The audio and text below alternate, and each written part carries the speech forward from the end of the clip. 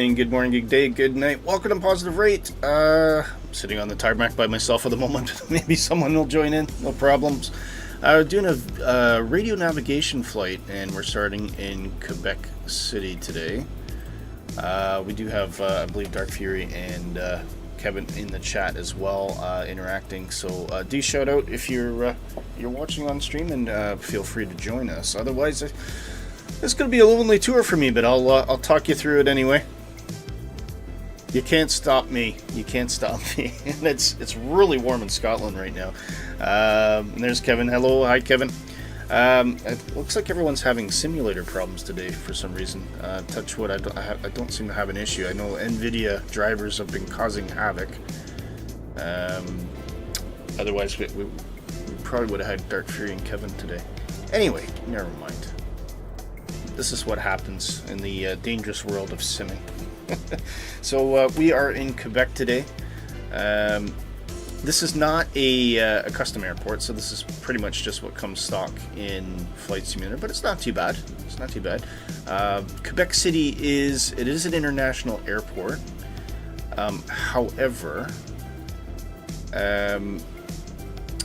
you don't really see a lot of direct flights to Quebec City from international waters. I suspect most of the direct flights will be within the United States, and lots of sun routes and things like that. But it's a reasonable sized airport. You can see there's about maybe 10 gates or so. Quebec City is the capital of the province of Quebec in Canada. So every province has its own independent capital, and Quebec is one of them. And we're going to be flying from one capital to another. So today we're going to be going to Ottawa, which is Macdonald-Cartier Airport, which is the capital of Canada. But we're going to make a stop through Montreal as well. So you're going to see two great Quebec cities, as well as all the kind of spaces in between. Today I am in the Cessna 310, and if we go into the cockpit here, you can see we've just got the radio stacked today. So I'll since we're not really waiting on anybody, I'll power everything up. Turn the battery on. Bring on our mags. Avionics. And today, of course, you'll see up in the corner here, around there, our initial headings and frequencies. So today, our first heading as we depart, we want to turn a 116, and we're going to tune in an NDB, which is hopefully there. They're not always there, unfortunately, but we will see. We'll see. So that first one is 329.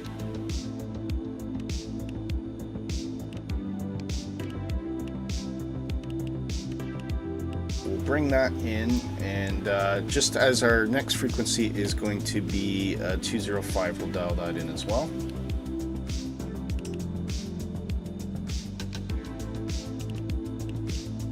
And then we can just flip that over when time comes. So now the NDB, of course, is going to pop up down here if we pick up anything. But if not, that's okay, because our VOR, which we will track as well, is 116.3, so we'll get that dialed in as well.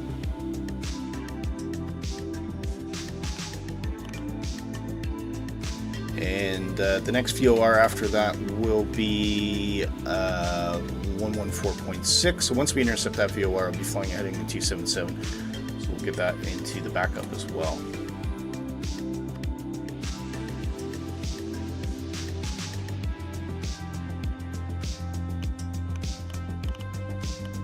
Go. And might as well just put 114.6 in the active on the second VOR, which we can track independently if we want to get a rough idea where we are. Here we go. Okay, before the batteries run out, better get these engines started here. So pumps are set to low. We're going to prime the left engine. A little bit of throttle, or mixture to feather around there, something like that. And let's start her up.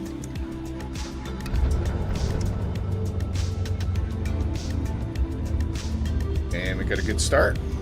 So let's prime engine right. Get that going as well.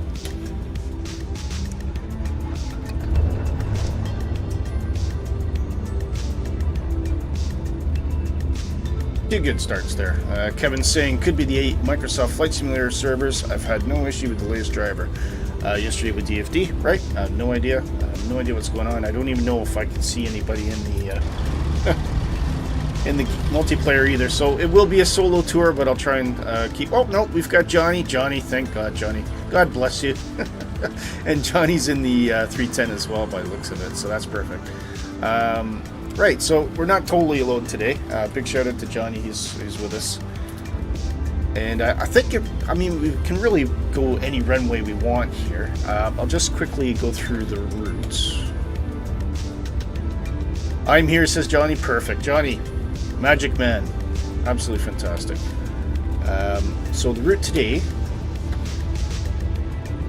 just to go through this, we are going to be departing off. We're going to try and intercept this NDB. I think this should take us pretty much right over city center of Quebec City, which will be a nice, good look at the a very old historic city, actually. Turn the sim noises down a wee bit. Quebec City is actually, when people visit, they often compare it to cities in Europe because it has a very European look to it. So whether that translates in Microsoft Flight Simulator, I don't know, but we'll find out. Change that. So once we do that, we're going to head in a southwesterly direction and try and pick up the Yankee Romeo Quebec NDB. And then make our way pretty much around along the, I believe that's St. Lawrence River there.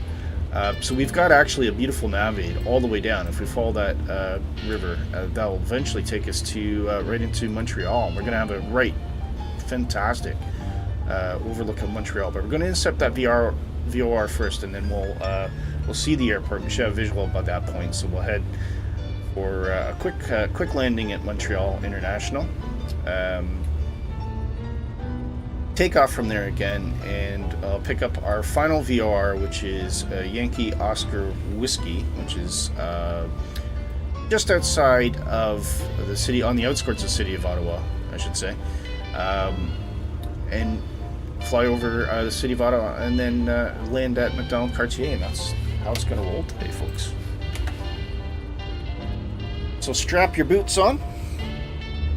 And Johnny, if you want to start making yourself out to the runway, I think we'll go to probably just up the top here, up to the right of us. I think that's probably the easiest way. Assuming I'm not completely disoriented. No, I'm not. Okay. Right. So the weather should be lovely here, so we don't really need much here. We want obviously the nav on. We're going to put in our taxi lights. For some reason our landing lights are already on. Don't know why I didn't put those on. Bring our mixture up and take those brakes off, and let's roll out to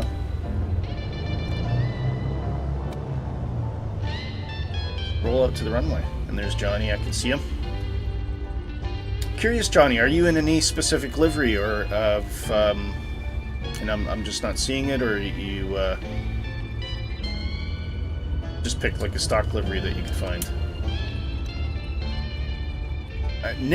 He's in there. Nick Burrows, how you doing, Nick? Is there any chance you can join us today, Nick, or are you too close to work shift?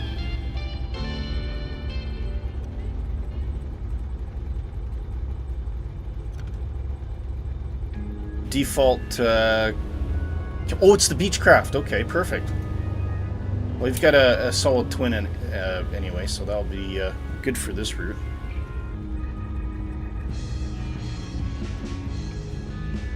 Now, the one thing I will say about this area of the world, there are not mountains as such, but there is some terrain, as you can see in the distance there. A lot of skiing in Quebec. It's just tall enough to make it worthwhile for putting on the old skis there. It's not going to compare to anything like, I would say, the Highlands or the, Rocky Mountains or anything like that. But it's interesting, and there's a heck of a lot of forest. Lots of lakes, lots of forest. Absolute beautiful place to go in the summertime as well. If you like camping or just hanging out by the lake drinking beer or fishing.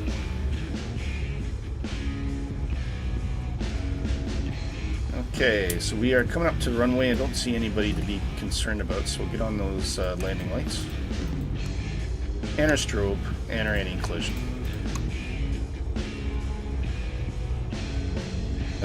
Usual Saturday, just woke up, going to work a bit. Yeah, I know you're getting hammered right now, Nick. Well, hopefully we'll get a chance to see you at the meetup in Manchester Airport next month. That'll be good. Just look, you can really get a good look at the hills in the distance there. Completely different place in the winter as well. Very, very cold in Quebec. Oh, bit of a flaw there. We got a taxiway going through the grass.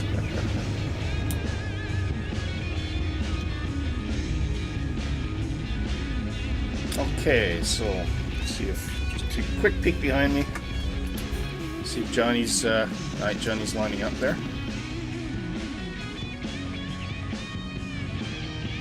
And just do a quick look around, and you can kind of see there's lots and lots of trees. Obviously, that's the city of Quebec over there.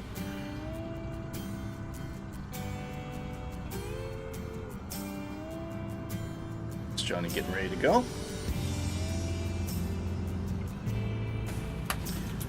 Okay, so again, referring to our heading, we're going to turn 116, so I'm going to set that on my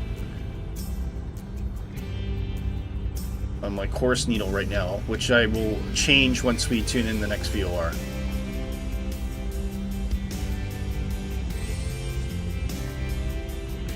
And 116 is about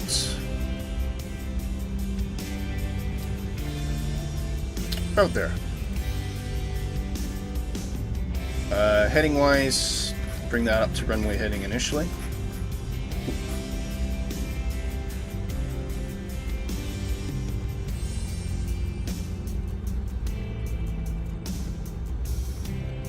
I learned a trick today. Apparently I didn't realize this was a thing. So you make fun of me if you want. If you hold the shift key down while you're scrolling, apparently that will speed up the indents on whether you're tuning radios or altitude, things like that. I don't know if this is something standard across the board or only in certain things, but it seems to help. So anyway, a little bit of advice there. Anyway, Johnny, I hope you're ready to go. Set first stage of flaps. Take brakes off, that'll be good. Engines are stable. Off we go. And a thumbs up from Johnny. Perfect.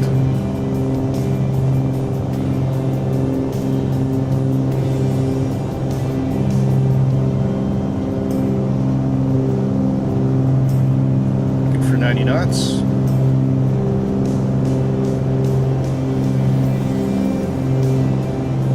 Positive rate gear up.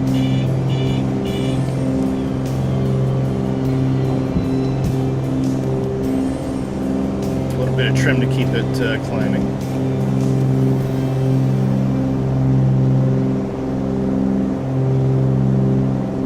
And we can raise the flaps. And I think we'll go for about 2,000 feet, Johnny.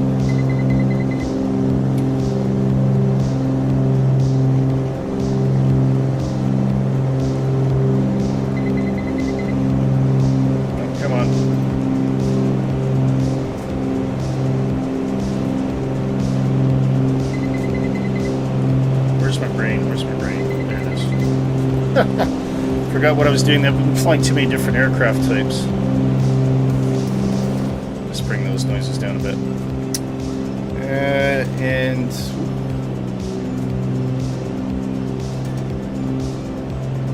we could drop our props a bit.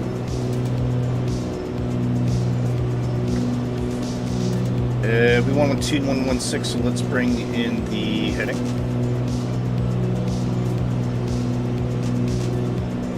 Bring that around to 116.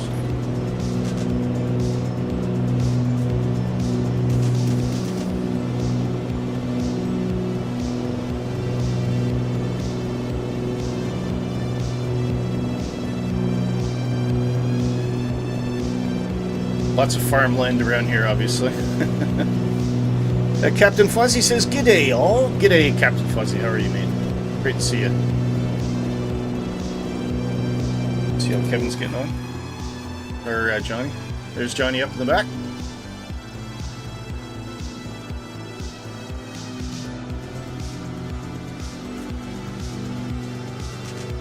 Like I said, lots of lakes, lots of water. I believe this is part of the St. Lawrence. You're looking at now.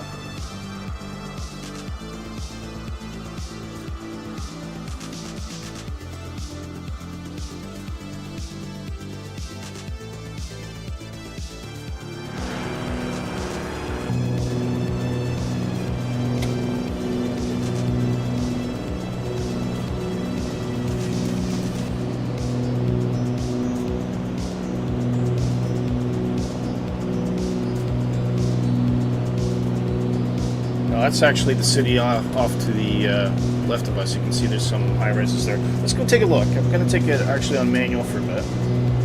I don't see any trace of the MDB, so we're just going to ignore that for now. Let's go have a quick tour around Quebec, and then we'll head on course. Now we are tuning the VOR for Montreal, so that's good. But what we'll do is we'll follow the St. Lawrence after we turn this around the city. Do let me know if the audio levels are okay, if you can hear me fine.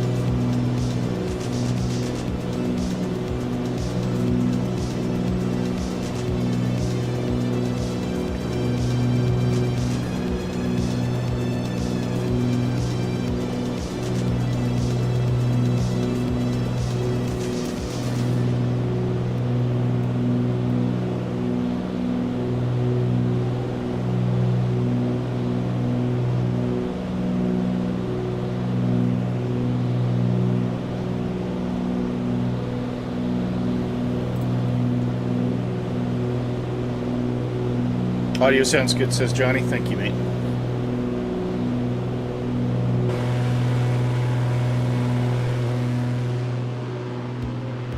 See Johnny in the back there.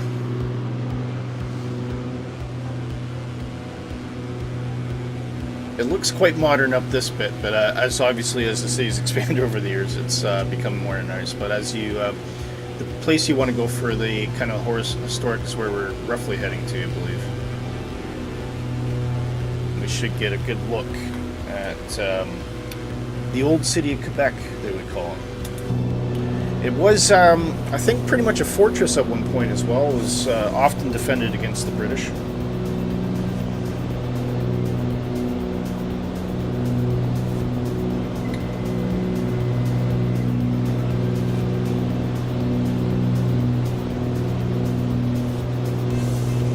And also a port city, so quite a lot of goods will come in, even from the Atlantic,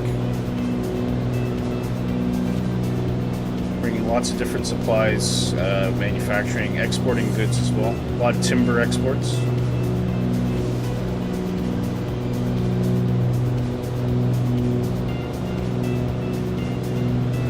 There you go. I think this will be coming into the old city now.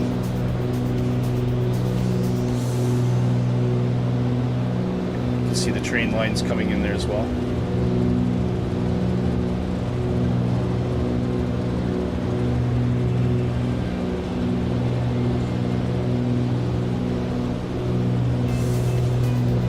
And I believe what you're looking at there, that building, I think, is the Provincial House of Parliament for Quebec. Look at that. Isn't that stunning?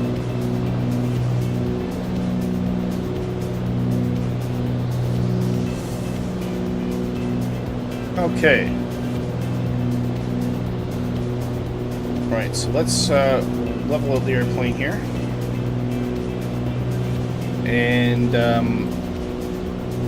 Now we did want to head 262, or actually what we want to do is follow the river anyway, so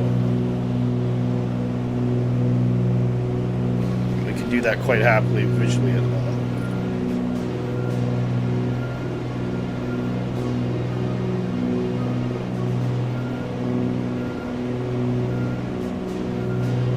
Johnny says that's pretty cool, stunning downtown. Yeah, it is a very, very, very pretty city.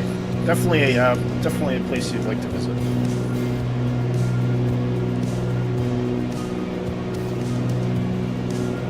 In the summer. I mean, they do have winter festivals and things like that, but it's very, very, very, very cold.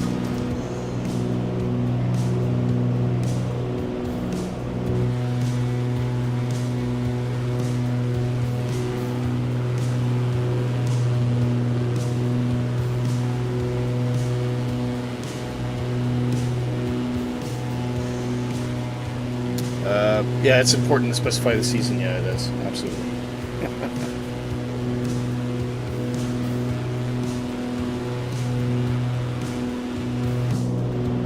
Okay.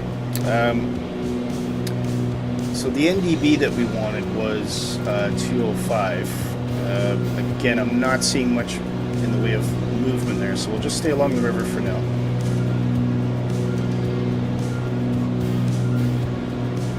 But what we can do in the meantime is pick up our frequency for 116.3 it was. We do have that tuned in. I'm not seeing anything on the nav yet. We'll just keep traveling down the river.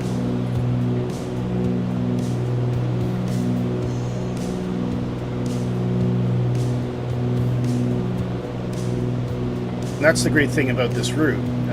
Is that it's actually radio nav's almost not required. You can pretty much do this by VFR as long as you stay on the river line. Look at those bridges.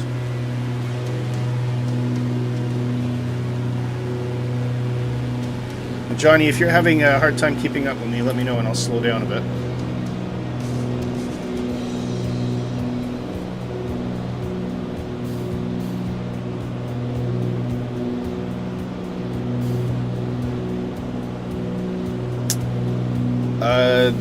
I believe this is the St. Lawrence River, Johnny. So this extends all the way out to the eastern coast of Canada.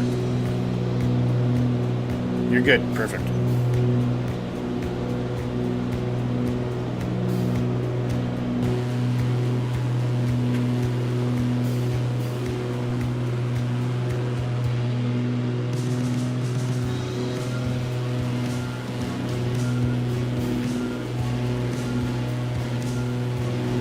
See Johnny's climbing. There he is, getting closer.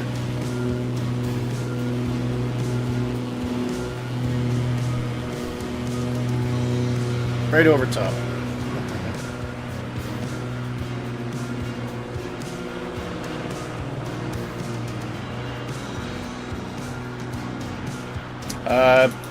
Sorry, Johnny. I probably slowed down a bit too much. Let me speed up again. I'll give you a shout out in a minute.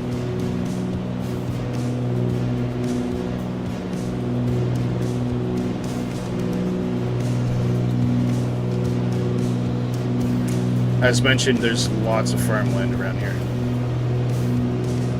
Main farming industry in Canada is canola, wheat, rye, rye wheat, I should say, which is Canadian whiskey. If you ever had Canadian whiskey, it tends to be made of rye whiskey, or rye wheat.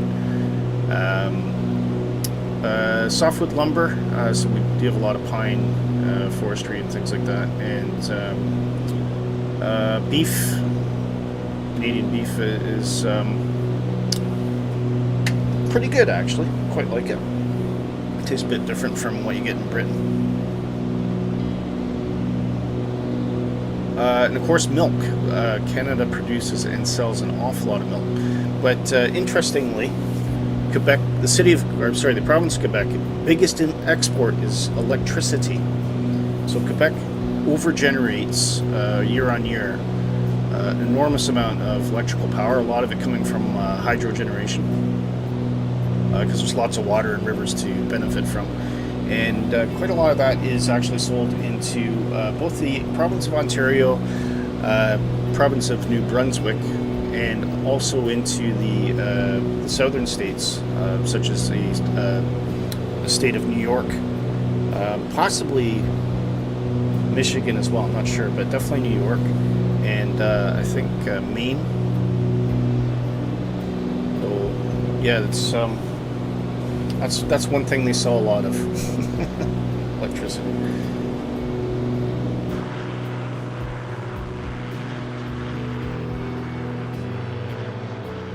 I'm slowly catching up to you, Johnny. Sorry, my current speed, Johnny, now is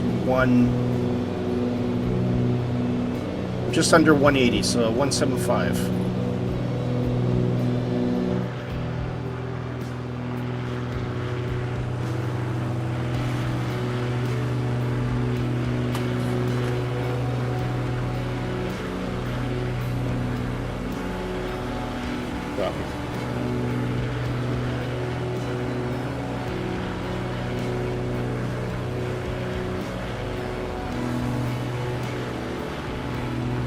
Verify that it is St. Lawrence River, actually. Yeah, it is. That's St. Lawrence River, yeah. So just to give you an idea how big the St. Lawrence is, I'll just put this up for a second. So we're currently here. The mouth of the St. Lawrence actually begins just over Nova Scotia there. And it travels all the way through Quebec, past Montreal, and eventually dumps into Lake Ontario. So from a shipping perspective, if you want to move heavy goods into Canada, you can start all the way on the east coast of Canada, all the way along. Once you get into the Great Lakes, all of the Great Lakes are generally interconnected by canals. So I'll just come down here. You can see Lake Ontario. There's a path to get into Lake Erie through Buffalo. You can also cross through from Lake Erie into Lake St. Clair and then onward to Lake Huron.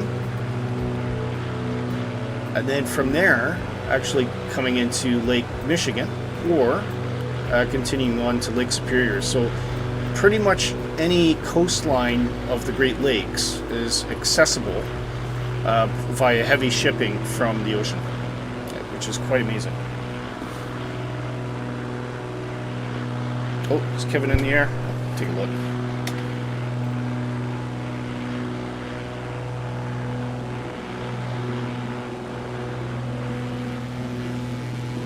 Oh, there's Kevin. And we've got someone else as well. I can't quite see who it is. So whoever is flying with us, do sound off in the chat.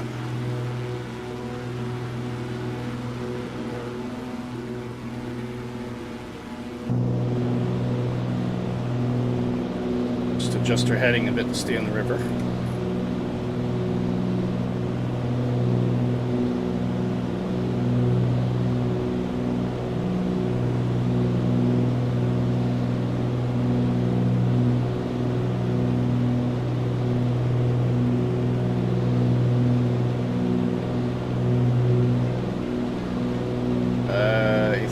Oh, I was going to check. Okay, we can see that VOR is now tuned in.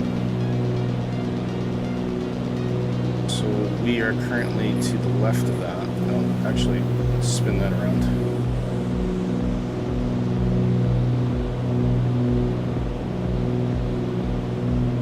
There we go. So that will be, I believe that is Montreal there, that first VOR, so we'll just stay on the river line right now and then we can dial that in.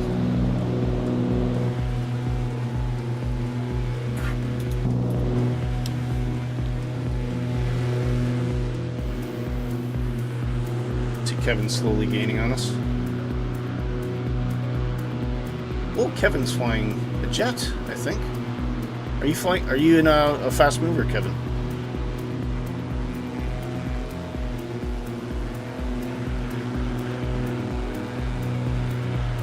Johnny's way off the distance now.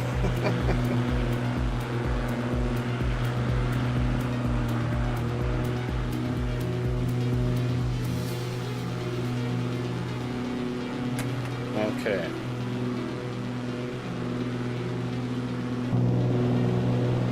So we can see the DMA is kicking in. So 107 nautical miles. It's quite a vast area. I think we're going to tune that VR now. We'll get the airplane to fly us directly to it. Going by our original heading, what we want was 240. So we'll just make that adjustment. That should keep us roughly on the river.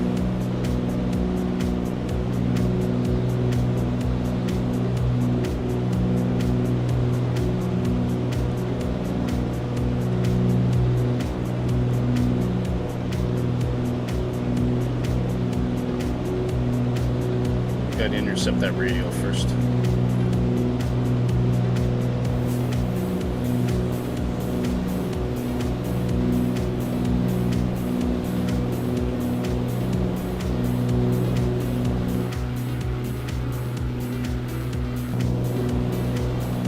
Oh, there's Johnny swinging about.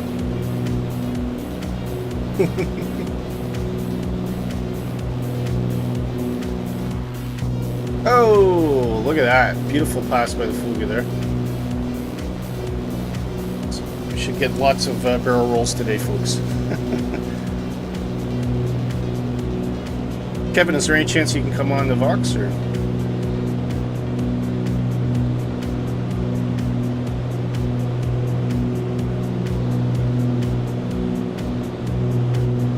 You see the A320 in the distance?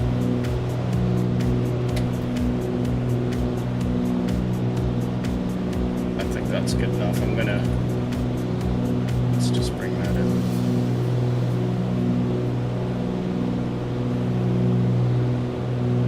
Look at that though. Hello, hello. Hello, hello. Fantastic. You worked through the issues then? I did, it ended up working somehow in the end. Alright, good. Glad to have you aboard. And of course, we're especially fortunate to have Johnny flying with us today as well. Yeah, exactly. It's nice to see him. He ratted me out though. I was coming up to surprise you. Oh, were you? Yeah. Yeah. Oh, you're going to do like a high speed, yeah. Yeah, exactly. So I ended up doing it anyway, so you're in the Fuga? Yep. Very cool. I'll come up there nice and close now if I can. Where I am. Yeah, I mean, Livery is pretty special for me because it's well, when I come up to when I come up to you now, you'll see. But I think you have an idea. What's your current speed? 2 seconds, I'll tell you. Just checking my bearings. I am just a shade under 180. So Cool, 176. That's well above my stall speed. So. Yeah, 176, I would say. Yeah. Right. I can see your lights. You should be able to see me soon.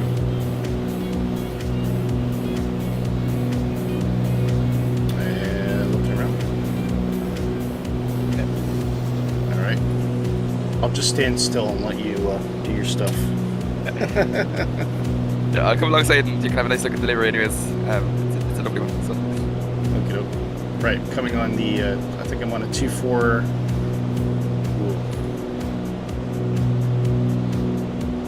246 radial, I think, roughly. Okay.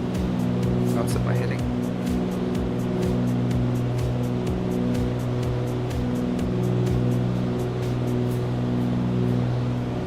There we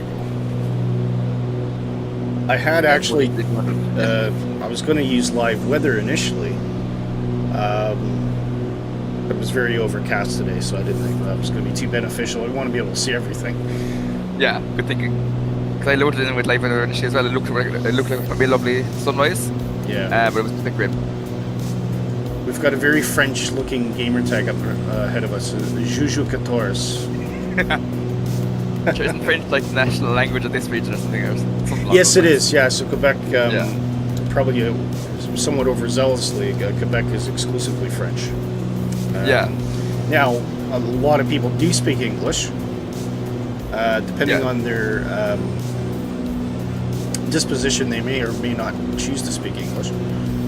Yeah, that's okay. But Quebec has a long-standing posture of trying to do everything in their power to preserve the French culture and the French heritage of Quebec. So there's a few laws that people aren't familiar with. So for instance, it is illegal for a shop to post any signs in English in Quebec. Really? Yeah. You can get heavily fined if you disobey that. That's amazing. It didn't cause many problems throughout most of the province, but it did cause quite a bit of an uproar in Montreal, because Montreal is very diverse, very inclusive city. But this law doesn't just apply to English. So I couldn't say this for certain, but I mean even Chinese restaurants, like having Chinese writing, apparently that was a no-no as well. Right, that's a bit fair. But you have to, if you're going to apply the law, you got to apply it across the board. But the intention of the law was to stop the intrusion of the English language into Quebec, because they didn't want to lose their culture, which I could kind of understand. But yeah, same with Ireland, like with the Great Ones, but not as harsh. Yeah, I mean Scotland, you see the same. You'll lot, like every train sign in Scotland has to be in Gaelic as well as English. Yeah. Does that do anything for the Gaelic language? I don't think so. But it goes with Irish. When they do it right, like the local train station I have, a lot of them are spelled wrong, or the grammar is wrong. Yeah. And that infuriates me because I was supposed to teach the language. But, it's actually spelled wrong. It's spelled like the grammar is completely off. It's like, for example, it's like directly translated from English. So like my local main train station. It'll be some government consultant that was hired for lots of money that said, "Oh, I can speak Irish." Yeah, and then they can't. Meanwhile, they're probably just using Google Translate or something. Exactly, that's how it looks. What a shame. I know. So we can still see the St. Lawrence, but one thing you'll notice, Kevin, there's a lot of tributaries that extend off the St. Lawrence as well. Yeah, there's loads. And a lot of those, as you follow them up, you'll hit quite a few lakes and things like that too. There's just water everywhere. Another controversial fact about Quebec is a lot of their hydro generation has been produced by flooding major areas to produce, because they've been putting in dams, hydroelectric dams, and the primary impact of this has been on Indigenous people of Canada. A lot of times their land's been completely flooded. Oh, I think I first heard about that in the news maybe recently. Yeah. Was there a big scandal about it recently, or? I think it's happened periodically over the years. Gotcha. I can't recall a recent event, but it's just something that's continually happened. So, which is interesting because, I mean, Quebec has a long-standing heritage with the Indigenous people. The original French settlers, a lot of them actually merged with the indigenous tribes of the area to such an extent that they produced a independently recognized Indigenous group in Canada called the Métis. Okay. Which is a combination of Indigenous peoples of Canada and French-speaking settlers. Oh, I think I just saw somebody fly by there. Yeah, that would be me. All right. Yeah. Now, I mean, Canada's treatment of Indigenous people, track record of treating Indigenous peoples is very poor over the last 200 years, but in recent years, certainly for the rest of the Canada, I can't really speak of what happens in Quebec, but Métis are the Métis and all of the various tribes. Quite a few of them amalgamate under what we call the Six Nations or First Nations. Have the right to self-government. They have direct rights over their own lands and to develop that land how they want. So you do get, kind of stereotypically, a lot of them will run casinos and things like that to generate revenue from outside. There is some limited manufacturing as well, but it's every kind of reserve is different. Yeah.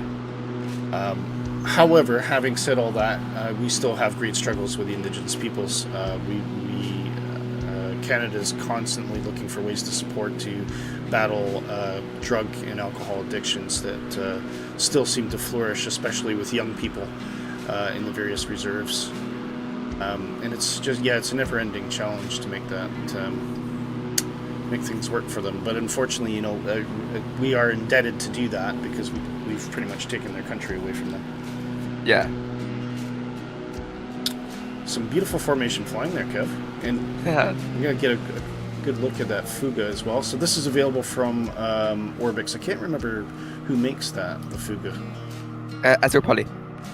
Right, thank you. So, and that's is it a French historic airplane or Italian? I can't remember. It's French, yeah, but It is a load of different air forces do. It's just like I'm flying the Irish Air Corps one at the moment. Oh yeah. They were used from, what was it, the 60s off the top of my head until the 90s.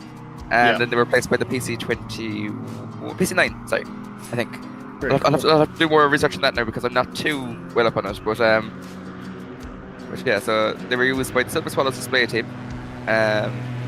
This is just the Irish Air Corps one. But, yeah, they were used by the Silver Swallows display team, and they would have performed a few times over the world. That certainly looks very agile. It is. Johnny says U.S. has similar track record, very poor, yeah. So while Kevin is showing off his aviation skills, I mean, Johnny, I tend to feel, well, I don't know. I think the U.S., I think certain states, it varies by state, doesn't it, how the Indigenous people are treated. I know there's some federal laws in place, but I think the experiences do vary greatly depending on what state you're in. Whereas in Canada, it is pretty much universally, the policy is pretty universal across the country. And there's just, doesn't matter what province you're in, there's definitely always rights and things like that. Doesn't mean we can't do more, and I think over the last 50 years there's been a lot of reclamation work to release property back to the Indigenous peoples where it was taken without authorization.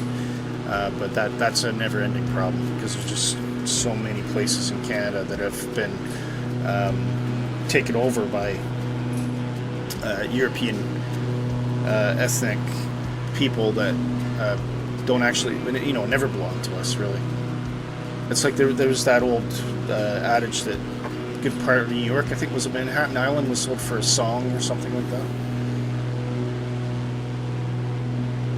Johnny says, yeah, the laws are pretty universal here as well, but they're still extremely marginalized. Yeah, I agree. I find that's kind of a thing with a lot of colonized nations, though. Like the natives of the nations that were colonized tend to be kind of put down almost, like for want of a better term.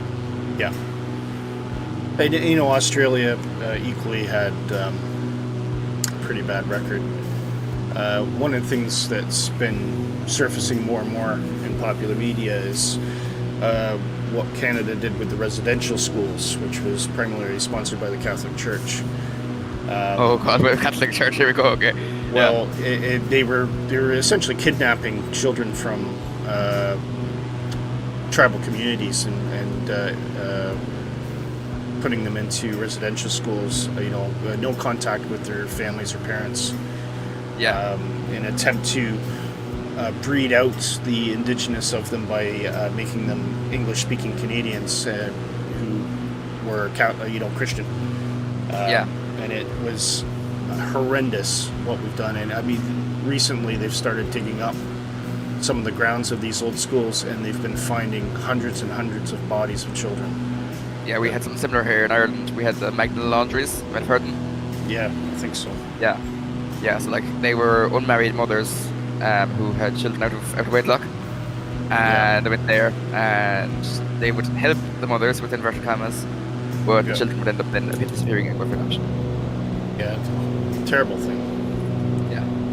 John, the Canadian government was completely complicit in that at the time as well. Yeah. Same with the Irish government. I would almost go as far as to say the governments were run by the church rather than, church run by the government. Yeah, yes and no. I mean, I think just Yeah. the attitudes of the leaders at the time were very bigoted and very ignorant. Yeah. They saw the Indigenous people as a threat. But you know, I'm glad to say those days are in the past. But there's still many survivors that live today, and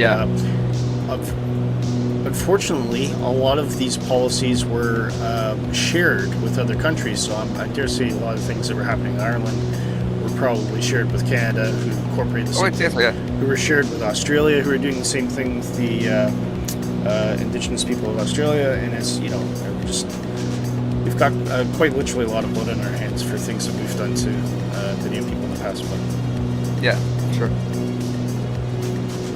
the one thing I can say about Canada is Canada has officially apologized on numerous occasions to the Indigenous people. Very good. That's good. Yeah. And that apology has also come with compensation. Good. At least they're acknowledging it. So.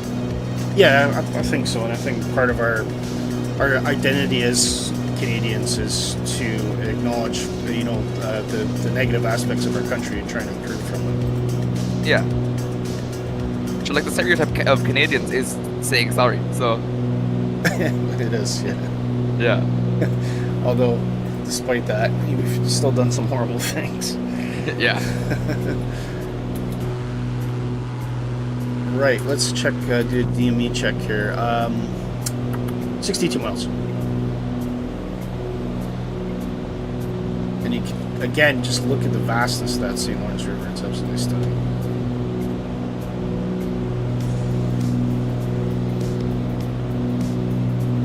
The one thing that I do miss about Canada is all the wildlife. So, yeah, it's very diverse. Yeah, quite diverse. So the things that I've seen camping, we have lots of squirrels, rabbits, hares, deer, bears, black bears mainly in Ontario and Quebec. Chipmunks, cutest things on the planet. Yeah. And you can, they're very docile. If you sit still long enough, they will eventually trust you and they'll eat out of your hand. Jeez. But I think it's some of the bird life that I miss that's indigenous to Canada. So there's the Canadian loon, which has a kind of a... that. Yeah, often you hear them at night, especially if there's moonlight, and you hear a kind of noise, and they're very soothing. Yeah, so that's why the Canadian dollar has we call it a loonie because it's got a picture of a loon on it. So then they came out with a $2 coin, which I think has a picture of a bear. So what would they call the $2 coin?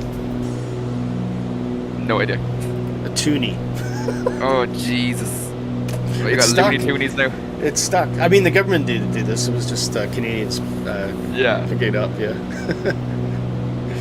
Johnny says, you're quite a looter. But I'm just... yeah. But the other thing I do miss, too, is the Canada goose, the Canadian goose.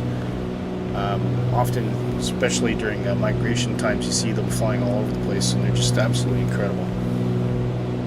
Yeah. That's the one they caused the Hudson disaster, isn't it, as well?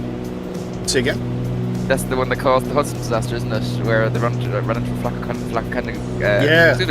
Canadian goose. Yeah. Yep, and believe me, you don't want one of those going through your engine. Yeah. Whoa! There's Kevin. I just saw you. That's why I was trying to speak. You distracted me with interesting conversation while you're trying to buzz me. Exactly. Johnny's starting to close in now as well. He is. You're actually perfectly spaced for me to do a few tricks between you. Oh, all right. I'll keep the camera where it is. Keep that. I'll just keep it right there then. Johnny, you keep an eye on the DME if you got the VOR tuned in for Montreal.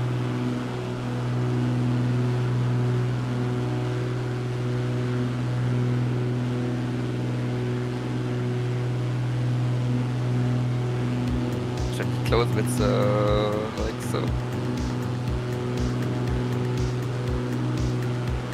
Oh yeah. Looks like you're going to take my wing off there. Thank God Microsoft Flight Simulator is not a combat game. Yeah. Now here's where you're starting to see some serious forest blows now, Kev. Yeah. It's very wooded. And you will get a lot of camping around here. Not necessarily a canoeing on the St. Lawrence per se, but I imagine a lot of people do. Canoeists tend to stick to the smaller rivers, though. Yeah, that's fair. Because you do get a lot of shipping traffic in the St. Lawrence, so... yeah, you gotta stay away from that. Yeah, although generally they're in the middle. I mean, there's plenty of room for everybody, but you just have to have your wits about you. Yeah. Johnny says, this is great scenery. Yeah, thanks, Johnny. Yeah, I can't take credit for it. Well, I mean, you did it, so... and obviously, huge thanks to you, Kevin, for the route. That's all. I hadn't looked at it in detail till this morning, and then I suddenly realized it was kind of like a St. Lawrence transition route, which is kind of nice. Yeah. It gave me plenty to talk about anyway. Excellent, yeah. And can I tell them about the route that I've come up for the ATR? You can indeed. Okay, so 3 things. Though I haven't had confirmation from Dark Fury on this, so I don't want to put them down. But I have now got the ATR. I have flown it a few times, and I actually really like it. I've picked another local route for an area that I know of, because I can tell you guys so many things about the trip. We're going to go from London, Ontario, which is actually a fairly established airport, and it's also available as a custom scenery pack from Orbx. And we're going to fly that right across southwestern Ontario up to Ottawa. And along the way, we might actually stop at Toronto City Centre. Very good.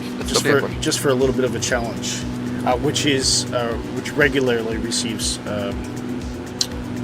turboprop traffic. So there's an airline out of Toronto City Centre called Porter that flies quite regularly between Toronto and Ottawa. So yeah, that'll be a bit of fun, a bit of a switch up. Yeah. But I haven't decided if we're going to do it in day and night time, but the route actually takes us over Niagara Falls, and it also takes us over the city of Hamilton, which is my hometown. Excellent, yeah. And it wasn't planned, hello, so it's just the way it gets routed. Yeah. Oh, is Beluga in? He is indeed. He's saying hello there. Hello! Can't fly today. Oh, you can't fly today. No worries, man. Yeah. Thanks for dropping in to saying hi anyway. Yeah. Yeah, that sounds very interesting, really, anyways. Yeah, it should be good. It's there's quite a bit to see, and it kind of takes us. The route actually takes us briefly into the United States on the far side of Lake Ontario, until the procedure turn then eventually takes us across Lake Ontario on the way to Quebec, Ottawa, if we don't land in Toronto. Yeah. But what I thought we might do is fly up to that procedure turn and then cross directly over to City Centre, do a quick landing there, and then continue on to Ottawa. Yeah, good thinking. And time-wise, I think it works out to about an hour 50 or something like that.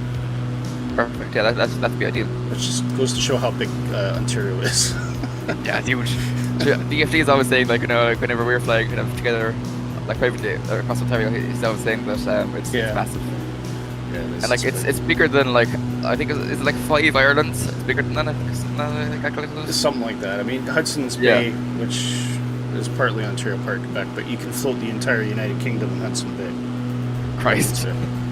Yeah. So.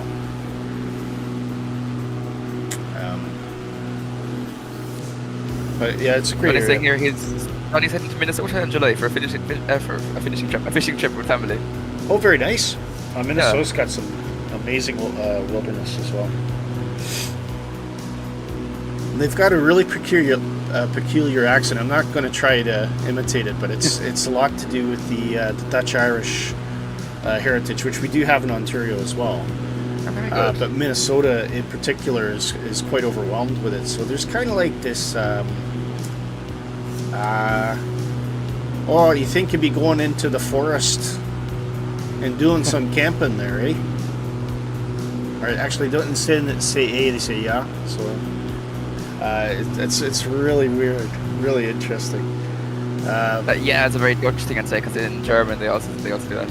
It is. Well, it's I mean, primarily it's a lot of the Dutch and German pilgrims that came over and settled the area.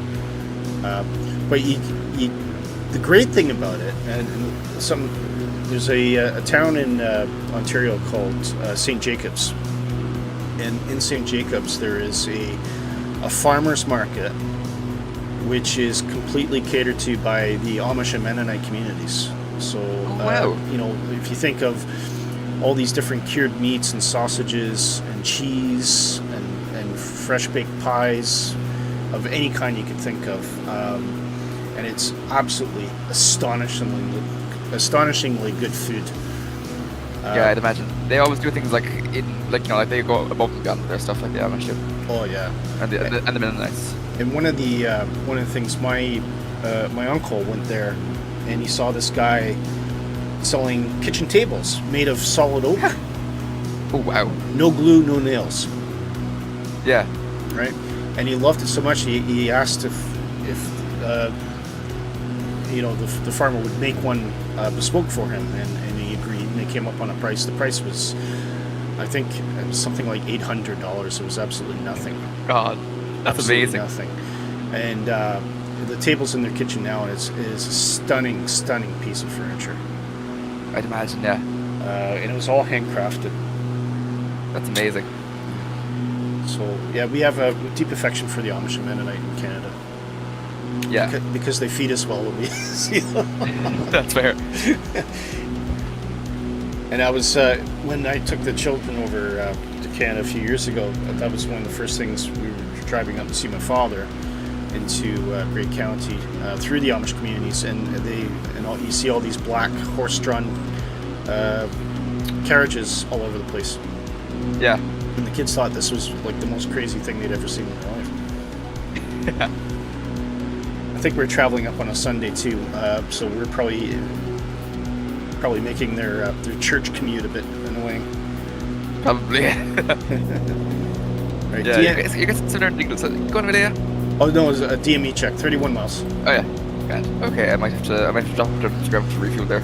But anyways, you get something very, very similar in Dingle, in Ireland. A lot of them do kind of horse-drawn carriage rides. Now it's not really like mandatory religions, that kind of thing, like where the Amish have it, but it's for pleasure. But it's kind of the heritage of the country, though. It's pretty interesting. I'd love to go to Ireland actually. That's one of the few places I haven't been around here. Yeah, it's well worth a visit. Yeah, absolutely. And anybody I've talked to who's traveled really enjoyed it. Johnny says we'll be about 50 kilometers from the Canadian border. Of course, I don't remember where. Yeah. You can always cross into Canada. I don't know if there's much at the Canadian border around that area, but because you do get some towns on the 49th parallel. You get some towns that are actually, one street is the main street running through the middle of the town, and the north side of the town is in Canada, and the south side of the town is in the United States. That was really awkward. Yeah. And there's all sorts of weird kind of rules about what you can do, what you can't. Right. Just because it's two different countries. Yeah, that's fair. Whoa, that was a good one. I've lost Johnny. Where's he gone? He's behind you there, I've seen that. Oh, there he is. He's up behind. Yeah. Very good. Yep. But no, that should be good. Should be a fun trip, Johnny. Hope you enjoy it. Yeah, it sounds really good. Just gonna. Okay, we got 25 miles. So I'm just gonna hop down, and get a drink of water. Be right back. Good.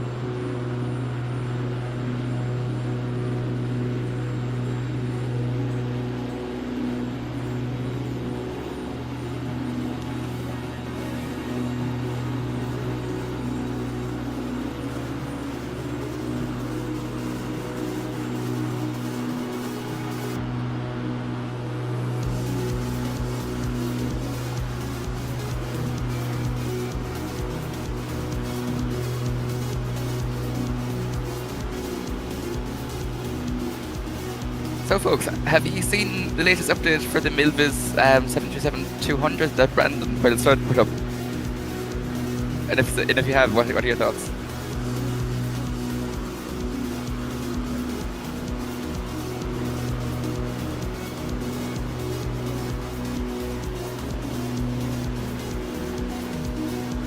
You haven't? No, that's fair, yeah. It looks fantastic if you ask me. Anyways, they've kind of started remodeling the cockpit. Yeah. Okay, so they started remodeling the cockpit. They've shown the pressurization system, I think it is, and some other gauges, and it's looking like it's gonna be really good. Sorry, I'm back up. What were you talking about? 732, the Milvis 732. Oh right. How's that going? Yeah. They're starting to remodel the cockpit anyway. That'll be interesting. Yeah. Just not because we just don't have anything like that right now. Yeah, exactly. Yeah, I'm really looking forward to it anyways. And Johnny said the 73 is your next purchase. Which one though? Well, which one are you getting, Johnny? Yeah.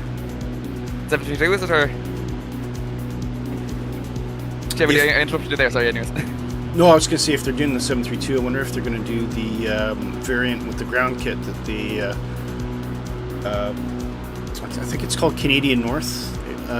They fly up to like a lot of the gravel strips and stuff like that.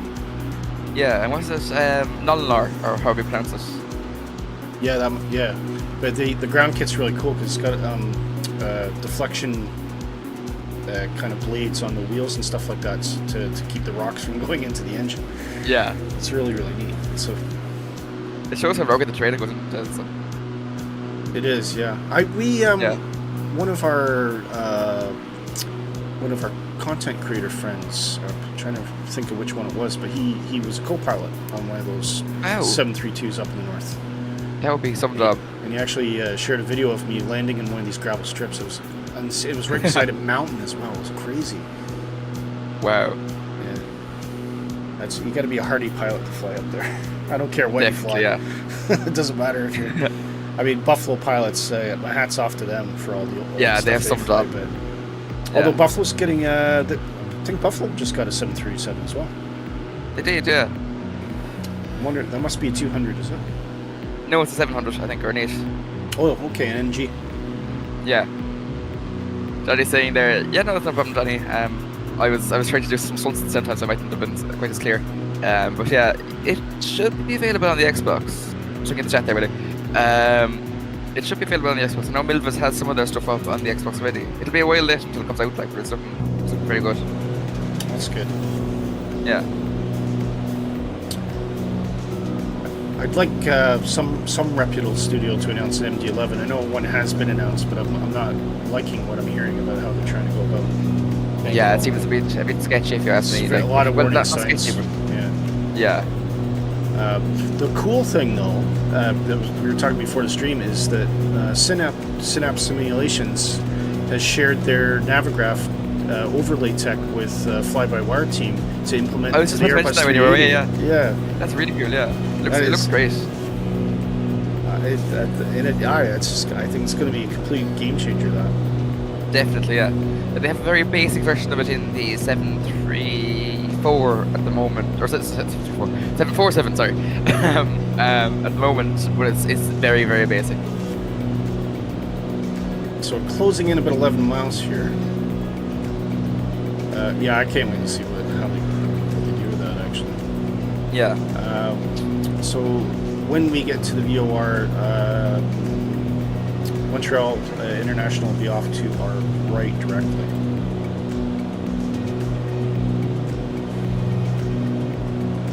So it should be roughly over there. Now, cool thing about Montreal. If you want to see a great Canadian city, definitely a place to visit. Incredible nightlife, lots of music and things like that. Known for the Montreal Jazz Festival, and also for the Montreal Comedy Festival, which is often referred to as the Just for Laughs Festival. You get stand-up comedians from all over the world come to Montreal.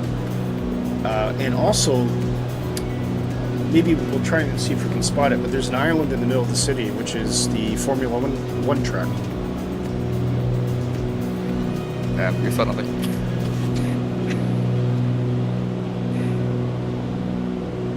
Will we? Yeah, we're gonna land at. Yes, we are, Johnny. Yeah. Just wait until we kind of get our intercept with this, and then we'll. What I'll do is actually leave that VOR turned in. Right, going manual.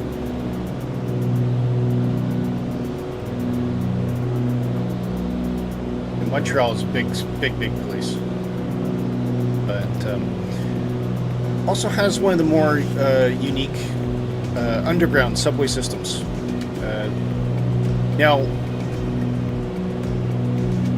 The interesting thing about Montreal subway system is that the subway cars are actually run on rubber tires.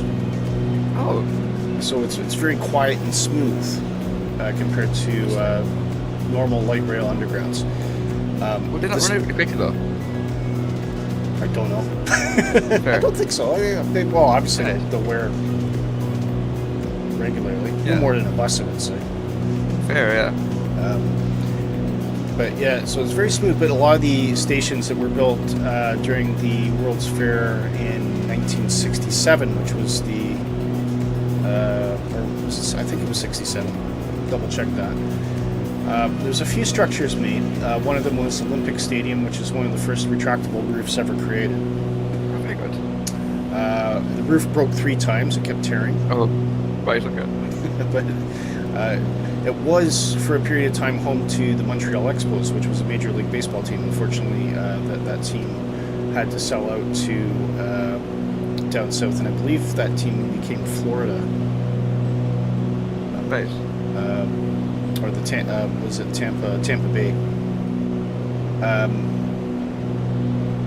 Just seeing if I can spy the racetrack anywhere.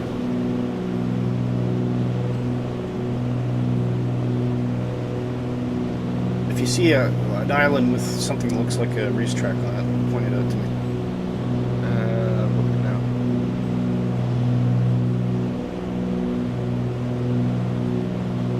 Not seeing it yet, anyway. Might not be that obvious.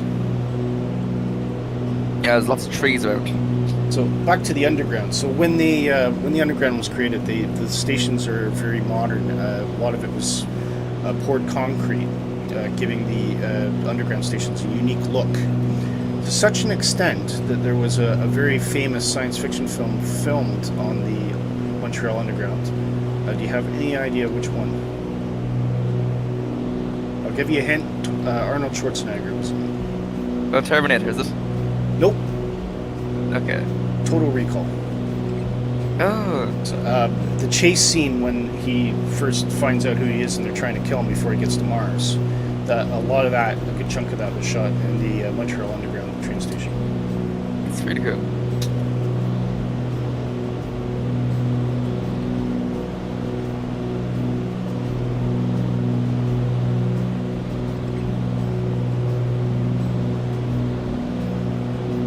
The other cool thing about Montreal, because there's a river pretty much running right through the city, there's a lot of patio bars that overlook the river. Yeah. We're coming up into the downtown core now.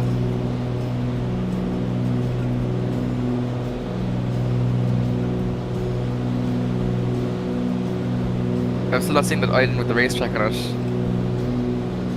You're not seeing it? No. No, I can't see it either. My geography isn't good enough. Fair. They might decide. I do, however, see an airport. And our good French friend Juju Couture is landed. Well, we're going to start slowing the airplane down.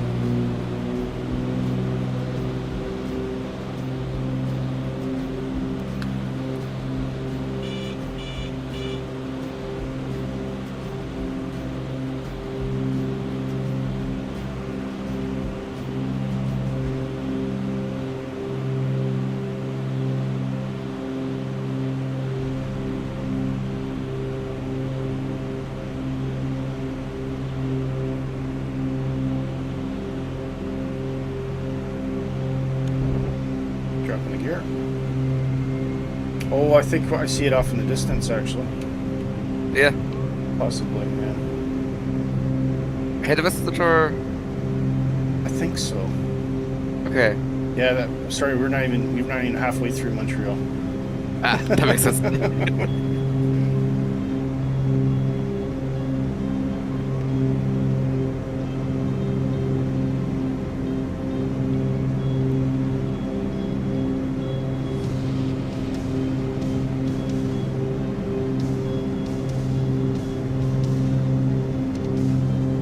I might actually, when we get up, rather than going back to that VOR, I think I might actually do a bit more of a flyover of Montreal, because we've not really seen the city very much.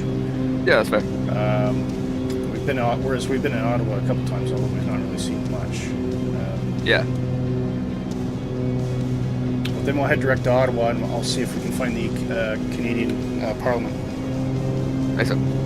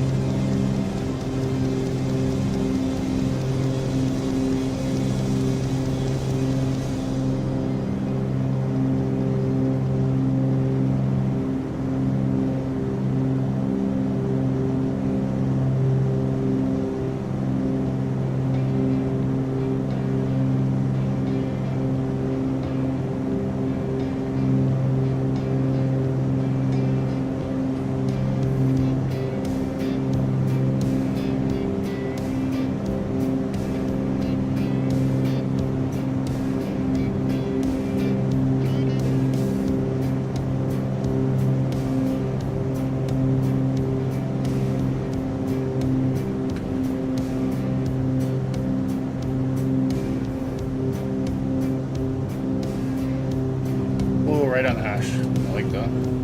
Nice one.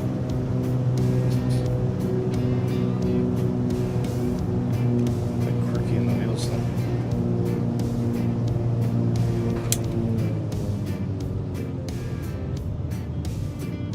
You get a bit of judder on the rudder when judder on the rudder, there you go. Judder on the rudder.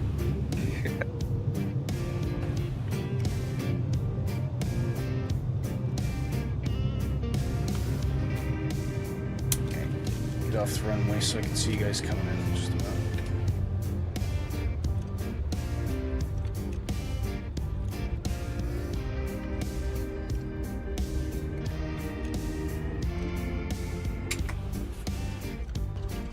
Oh, Johnny's too quick, he's right behind me.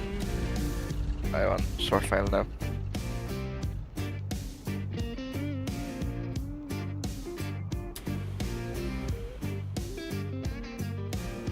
Looking good? Yeah, going along what I can.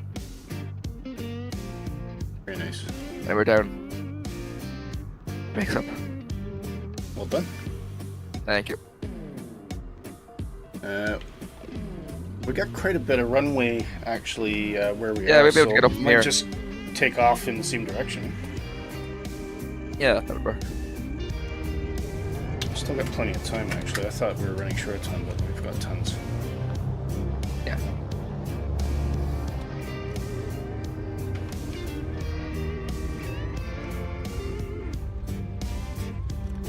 Let's everybody buzz Juju Couture's. Here we go.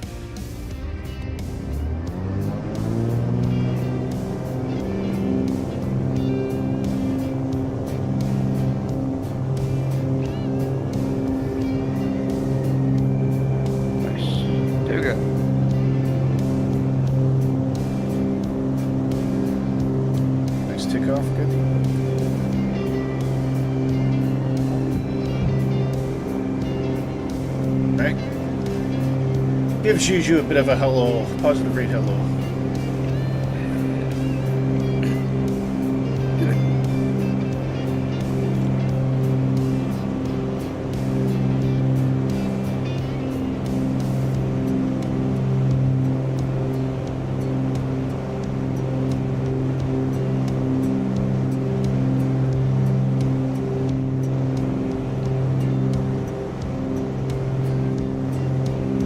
Trans-Canada Highway below us.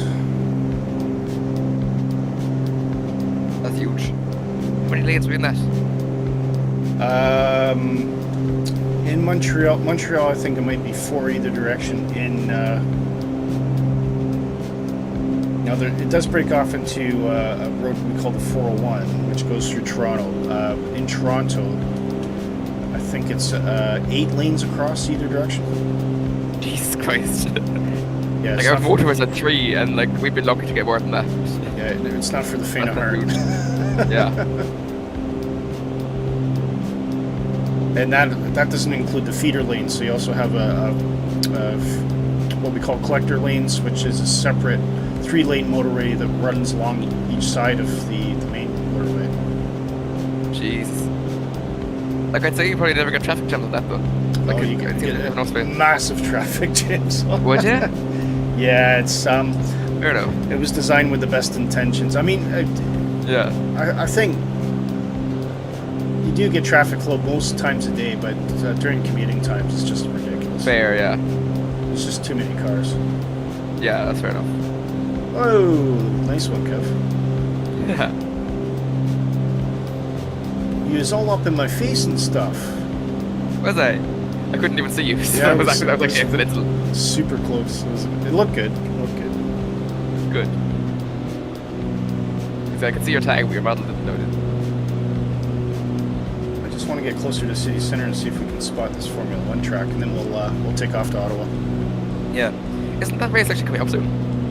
Sorry? Isn't that race, the F1 race in Montreal, coming up soon? It's on the... Yeah, it is, yeah. It should be June. Yeah, June, yep. Mm-hmm. Very good. What is it now? July, isn't it? No, it's just June.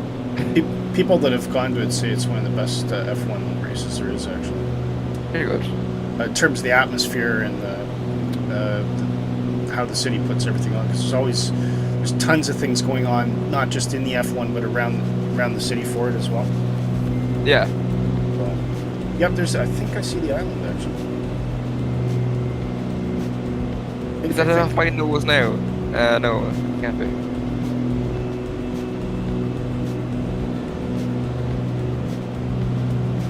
Yeah, there's the city center, so...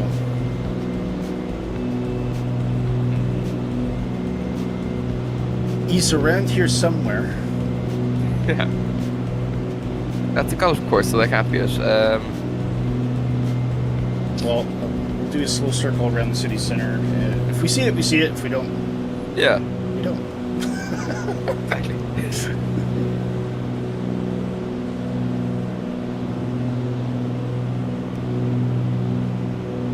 Tons of bridges here, though, as well. Yeah, I suppose you need them with all the rivers You to do. get around. Yeah.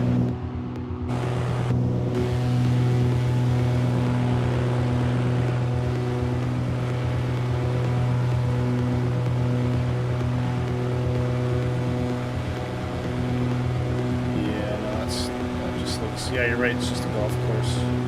Yeah. Oh, wait, cloud. Yeah, it's residential. Check out the second island, but yeah, the city center is it's quite significant actually. There's a lot of skyscrapers.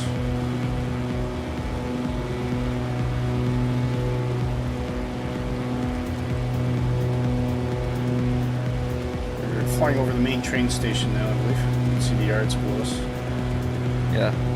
Would that be combined freight and passenger, or is it just passenger? Both, yeah. So you'll get Yeah. the main train line that travels out of here is Via Rail, which Okay. is our national train service. Kind of like Canadian version of Amtrak. Yeah. Right now, where I am, I believe, folks, right below us is Formula 1 track. Yes. Yeah, there it Give is. it a look. That's definitely it. It absolutely Yeah. is. Yeah. Very good. You can see how close that is to the city, eh? Yeah, it's right in the middle. You see the main stands there on the end there? Main finish line?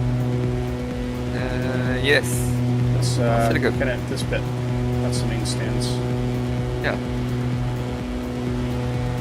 It's very good. Yeah, hello Brian, how are things? Oh, hey Brian, how's it going? We're just flying over the F1 Formula 1 track in Montreal, right there. Cool, we found it. We conquered. Okay.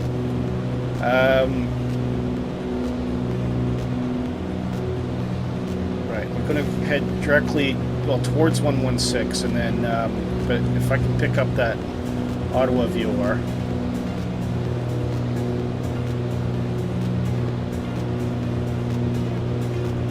Actually, what was the heading out of 116? It was 277. Yeah, 277 here, yeah. So if we fly, let's see, 277. So what I'll do is let's fly 30, and which will take us roughly that direction, and then once we hit the outbound 277 radial, then we'll just continue on that. Very good. Does that make sense to you? Right. Yes. Thank you. Right. So 277, which is about there. Actually, we're not far from that radial anyways. Yeah, Brian makes a good point. Follow the Ottawa River upwards to get to it. True. Oh.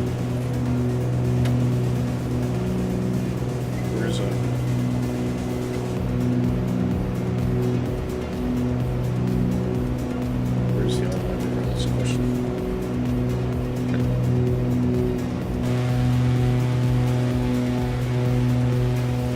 Oh, there goes Johnny.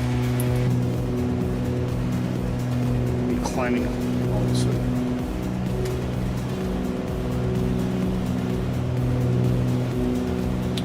Yeah, I know. That's exactly what I was thinking, Brian. Well, this is why we have navigats. All right. Well, this will be the Ottawa River, won't it? I don't know. I've got my map up, so let's see. Brian, the Ottawa River will be the.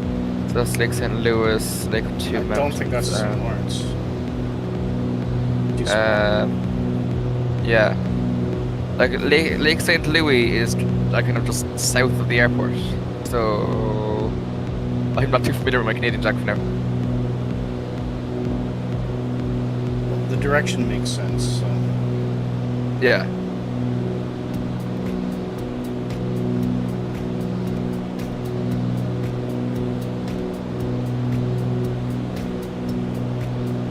As soon as I see Yankee Oscar Whiskey pick up, we'll switch over to that and just fly direct. Yeah.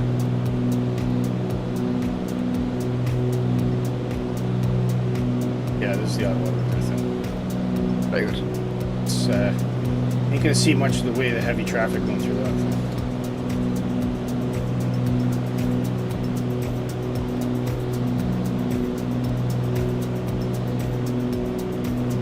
Yeah, St. Lawrence is over there.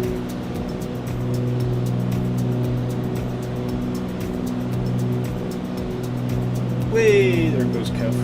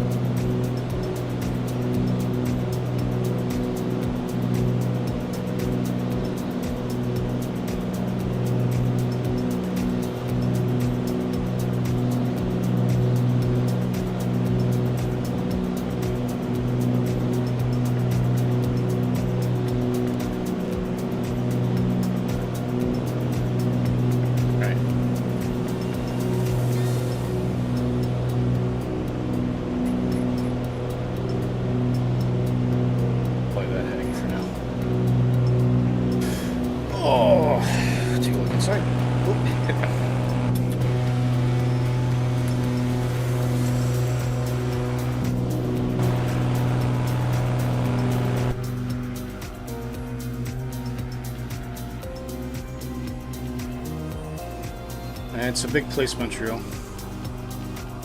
Yeah, it's huge. It's weird for me, like being from such a small country, seeing cities like this big. Toronto's bigger. Yeah, I know. And then actually, by extension, if you go the what we call the Golden Horseshoe, we'll see it when we do that ATR route. You're going to see how heavily populated the Golden Horseshoe is, because we depart London, and then as we get over Hamilton, it extends all the way up to the end of Toronto and beyond, and it's about you've got the city of Grimsby. Where they're right next together. You got the city of St. Catherine, the city of Grimsby, the city of Hamilton, the city of Burlington, the city of Oakville, the city of Mississauga, the city of Toronto, the city of Ajax, and they're all right beside each other. Yeah. So you can actually drive for about 3 hours and never have left the city. Christ. And like for context, you can walk across Cork. Like I would cross Cork City in about maybe an hour and a half if I was walking. Brian says if you're heading into my area, I live on the Ottawa River, about 25 miles upriver from Ottawa. Okay. Very good. Let's see if we can spot you. Yeah. I have to venture up.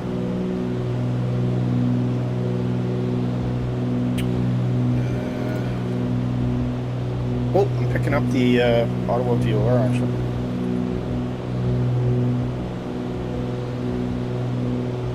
No, I'm not. Am I? No. That can't be right. Due Could be another north. one. That's probably another one, so... That doesn't make sense to me. Unless you just have DME and you're Oh, only no, getting... wait a minute. Or is that the one that... That's the old one. 1146 is the new one. Yeah. I don't remember switching that over. Right. What a donut. Right, so we can fly direct. Right. So direct is showing from my position as 277. Okay. Alright. Pick up the nav then.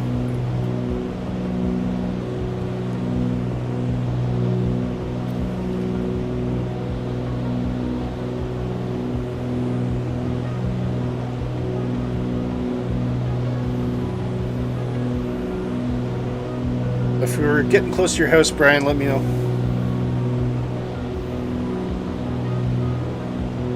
Double check some fuel actually.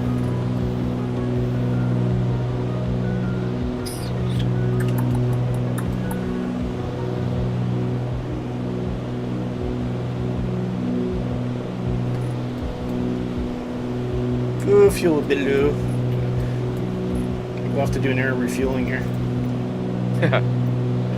We need the KC-10. They're working on a That's KC-10 it. and there's a good... Are they? Yeah, it's well out to get headset. There we go.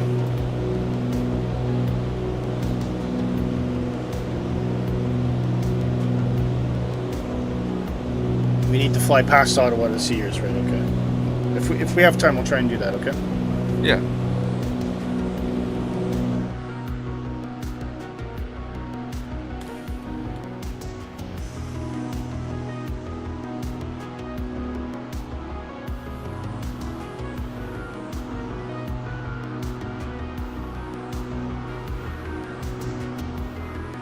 Are you getting good camera time today, Kev? Yeah.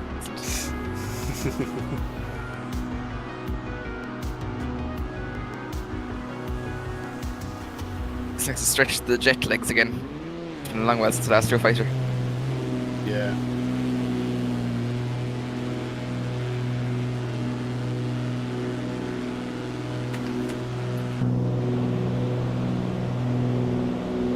Oh.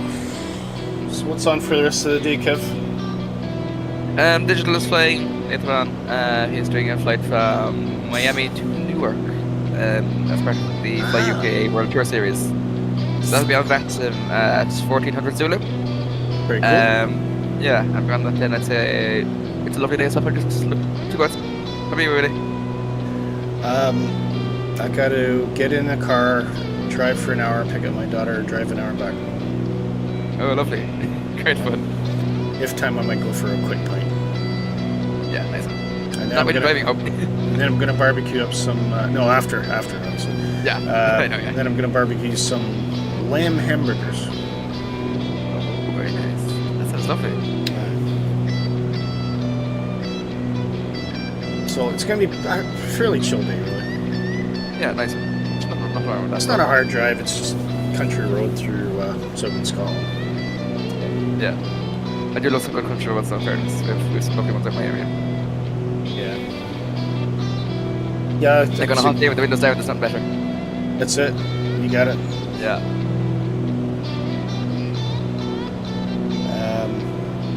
Brian says I'm heading downtown Ottawa. Is the Rib Fest this weekend? Yeah. We just missed the Rib Fest one year because my sister's in Ottawa, Brian. So she lives not far from the Aviation Museum. Oh, nice. Which inspired my nephew, who at the age of 17 now has PPL, and he's going to be going to university in Moncton, New Brunswick, I believe, to study commercial aviation. Very good. As well as play goalkeeper for the university football team. Good job.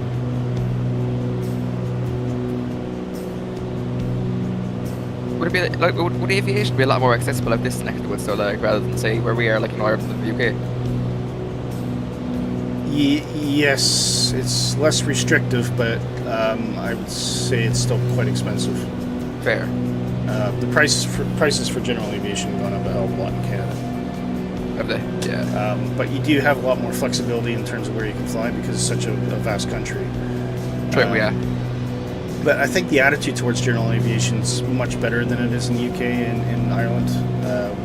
Yeah. I mean, UK, they on one hand they really put a lot of heavy restrictions on general aviation, and yet we buy all these stealth fighters and we don't have pilots to fly them.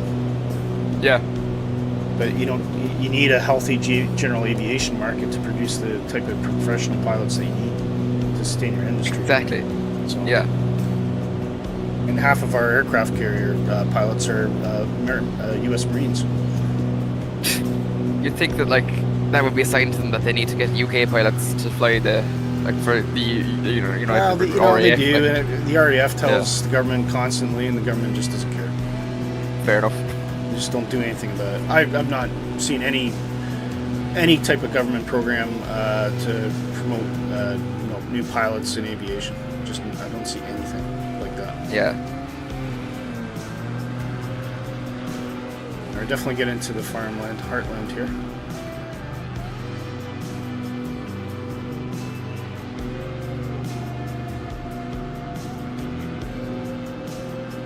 Oh, Johnny's right there. Hello. Yep. He's right behind you. Cool. There. Oh, there. Excuse me. Brian says I'm going to check out the Aviation Museum in Winnipeg tomorrow. Very nice. I think that one's actually quite a good one. They've got some old stuff. I think they got Brian, I think they have an F-101 Voodoo there. You seem to have loads of aviation museums in Canada, though. Like, there's not much really out here in Yeah, we do, yeah. Europe, so yeah. Yeah, there's one in Malton, which is where the Avro Lancaster was built. And then there's also in my hometown, there's the Warplane Heritage, where the only last of the flying Lancasters lives. And you often see it in my hometown. You often see during the summer Lancaster flying overhead all the time. Yeah, that'd be amazing. So I grew up with that. I grew up with the sound of the Merlin. Well, although with Merlin engines, but technically they were made by Packard, not Rolls-Royce. But yeah, it's quite a sight. And in the Hamilton Museum, we also have, which is still flying, we have a Canso. Oh wow! I love seeing that fly. That's really cool. We've got a B-25 Mitchell, Hurricane, a Beech 18, and a Harvard, and what else? Chipmunk. There's one more flying one I'm trying to think of. Oh, they're restoring a caribou. Oh, very good. I don't know if I'll ever get the flying form, but got Yeah, that but if you have it, so- like having even in the museum, that'd be very nice. Yeah. Brian says we have the nose of the Avro. Yeah, I've seen it. I've been to that museum, Brian. I've been to the Ottawa museum. It's pretty good. Very cool. Was it? Yeah. Which one do they have? Is it 10? Which Avro arrow do they have? Is it 105? Was it the nose of 105? Which I think was the arrow that was actually outfitted with the Iroquois engines rather than the Pratt & Whitney.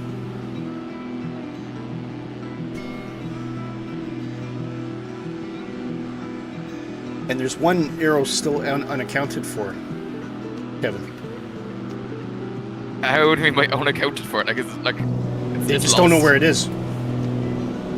Right. How does that happen? It just disappeared. Okay. these are like Air Force planes. Well, it was never officially it was never in combat service. It was a prototype. Okay. Oh, fair enough. Yeah. Well, Brian says that one went to the U.S. Rumor has it. Yeah, probably. Gotcha. That would make sense. That surprised me. Yeah, I thought you were on about like an active combat plane. Brian, I went to John Diefenbaker High School, which was destroyed by a tornado. Which I'm sad to see my high school go, but unfortunately was named after the biggest jackass that ever ran Canada.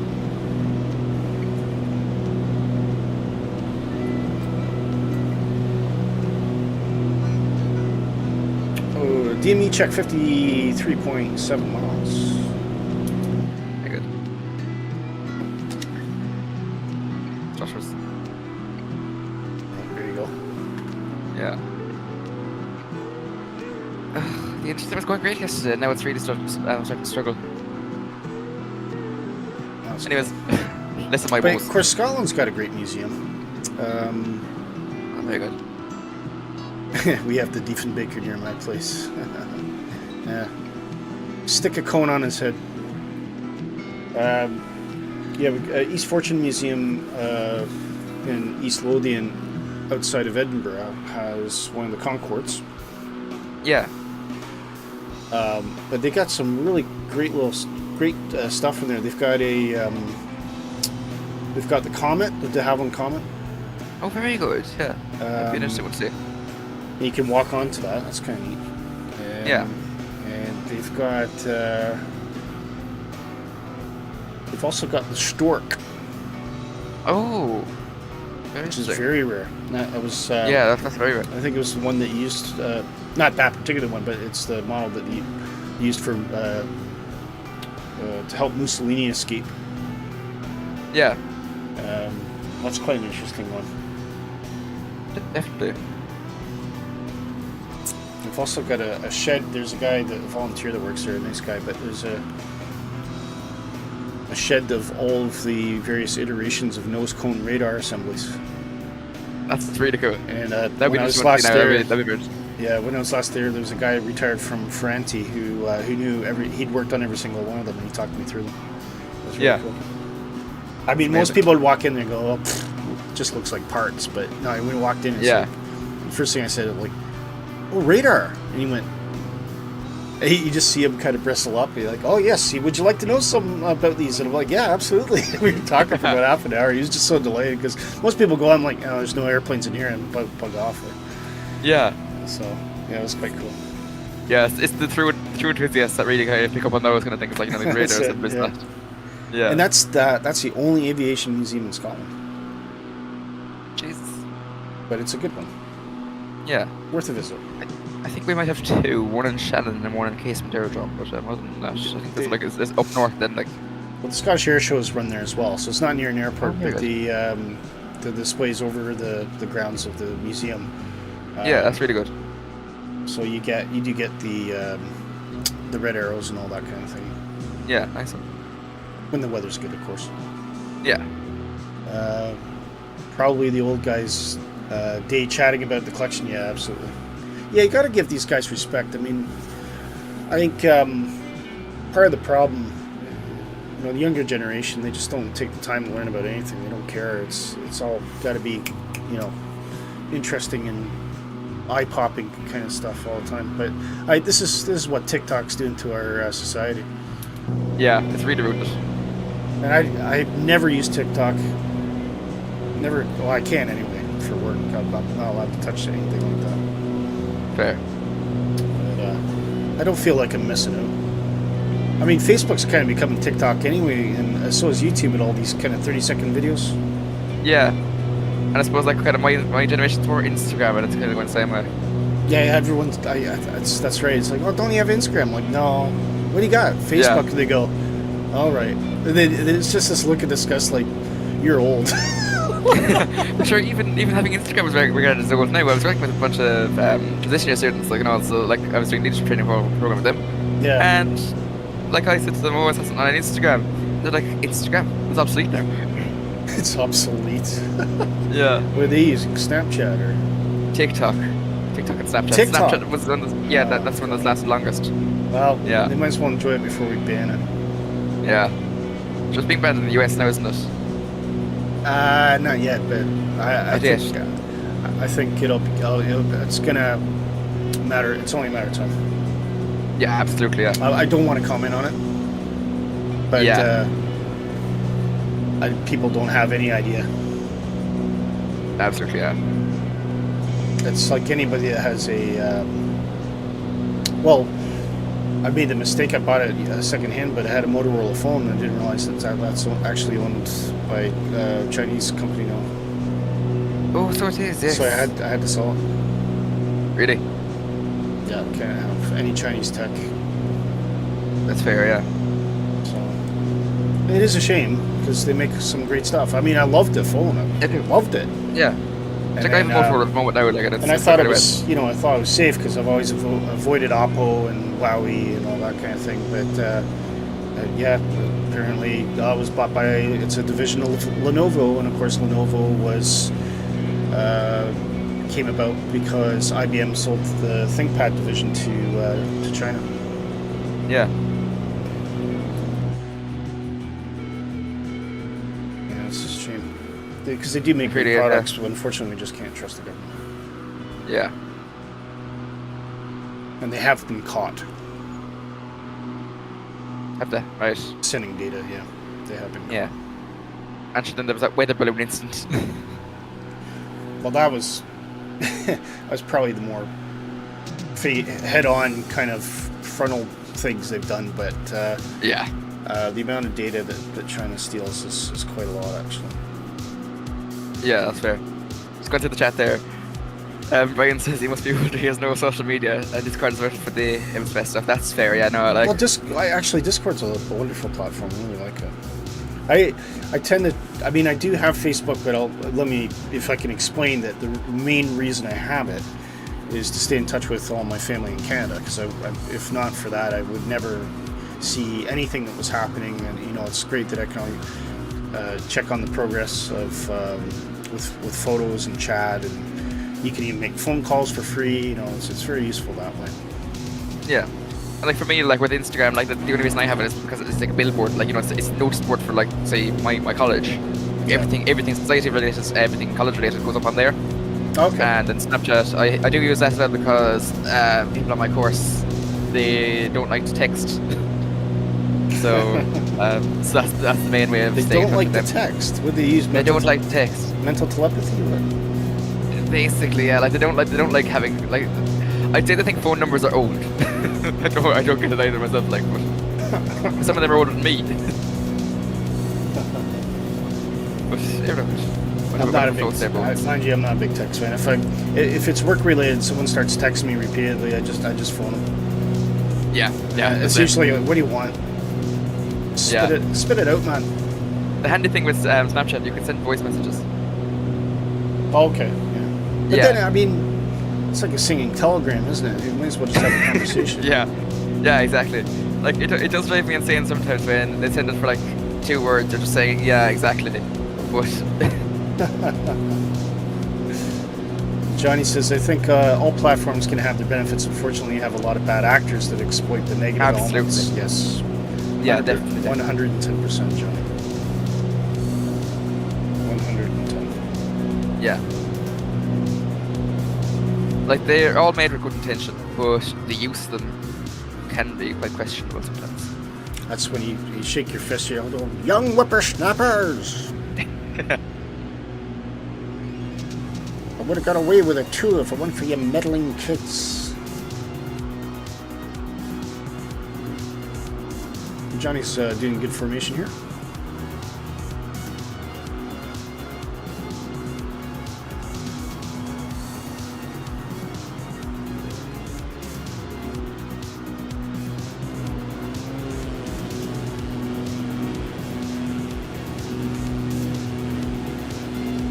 Johnny says, yep, I'm 46 and I got a 19-year-old, so I get it, yeah.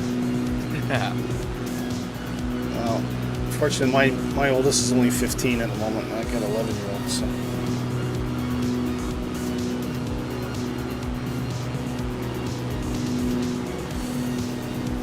Now we're into the forest. Yeah, indeed. Well, to some extent, this field's ahead of us. Actually, a lot of these could be cottages now I look down on it. But sometimes this was intentionally preserved. You can see some small lakes down there as well. Yeah, exactly. Well, I think they're more like ponds maybe. But... Well, they'd be deep enough, I'd say. And Brian says, I'll be 55 next month with no kids. Oh, wow. Living the dream. Yeah. So I'm the old guy screaming at your woods.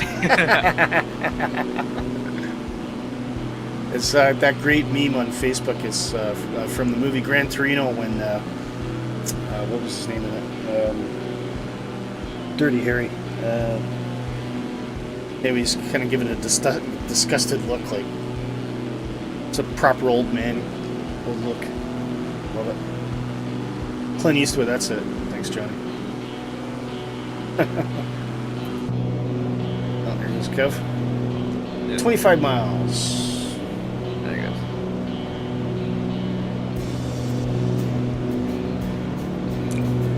So I think what we'll do, this is right on the Ottawa, so we'll hit this VOR and we'll head up north along the Ottawa River a little bit. See if we can... Oh no, did you say you're 25 miles past, Brian? I don't know if we'll have time actually. That's coming up 1 o'clock now. It's 12:50. We'll have to make a point of doing that in the future stream though. We have a flight out of Ottawa coming up, don't we, so we can... Yeah.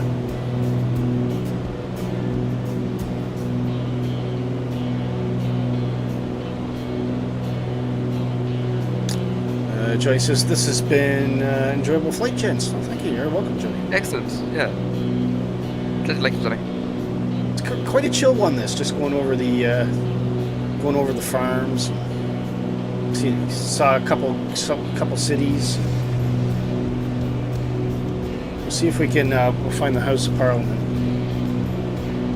It's actually quite easy to find in Ottawa because it's built on a big hill in the middle of the city.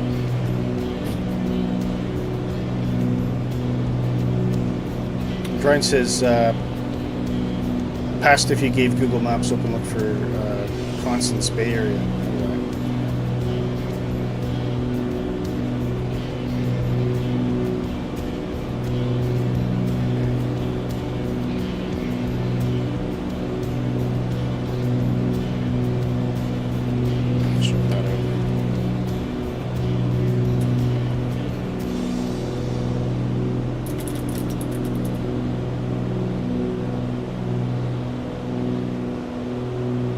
Oh, right, okay, I see. Yeah, I don't think we'll have enough time today, Brian. But we'll just show you where this is, Kev, if you're watching the stream. Yeah. So we're coming in Ottawa. Constance Bay is just up here. Actually, it's not that far away. It's not up on the screen. Wait. There we go. Now, yeah. Yeah, that's not far at all. What was that? Maybe 5 minutes. Yeah, maybe 5 minutes. Well, maybe we'll go give that a go. I'm looking for that little loop. We'll go back to... Yeah, I'll pedal forward, see if I can... Well, that must be this bit here. Is it? Yeah. It would be. Compare them side Go by back, side. go back to maps there. Hang on. Wait. It's not gonna let me do this, is it? No.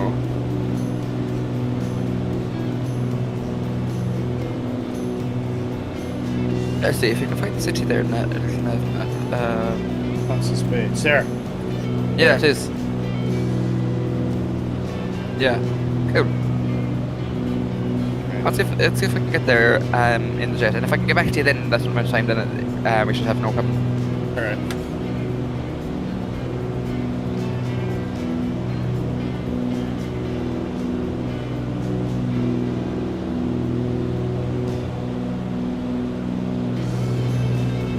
We're coming over Ottawa now, so Yeah. that's easy. I didn't realize it was that close, so it's fine. Yeah. Okay. Cool.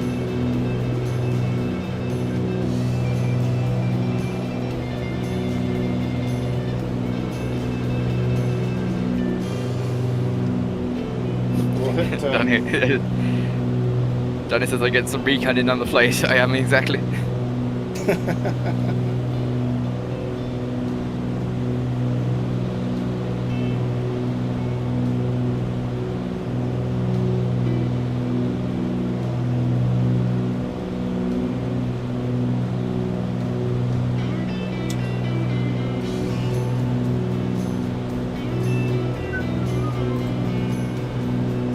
Yeah, I think I've got the visual on it already.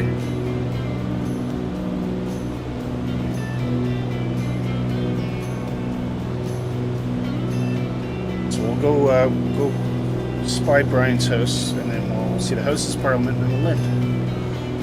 Yeah. Which I think is over My there. fuel warning lights on. I think it's over there somewhere. Yeah, it's kind of off to my 1 o'clock now, I think. It's around the hill and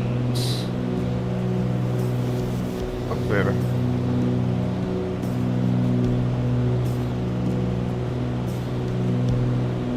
Okey-dokey.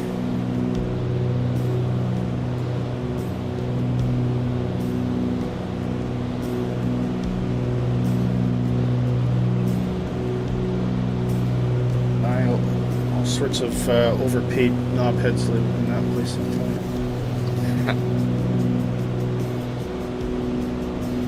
Pretty cool city, though. Yeah, it's nice.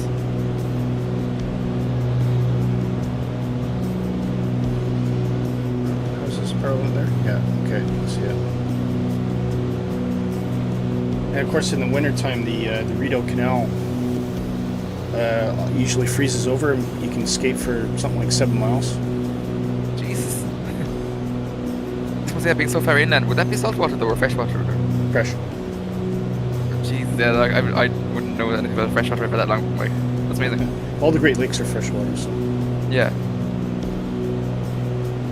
Because yeah, we don't really get freezing here. It's all saltwater, so. Well, Brian says VOR is on the Quebec side, Parliament on Ontario side, sure. What the VOR is in Gatineau.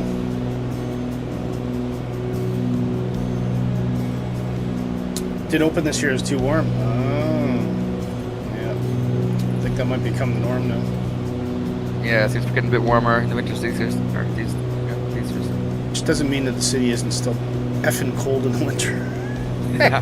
Very cold. Oh, we hit so cold weather as well. Oh, it's cold there. Oh, it's so cold. Yeah. Very cold.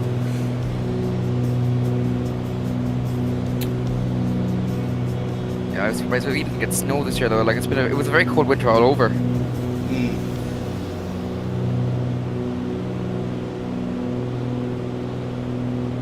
Yeah, I'm overhead Constance Bay now.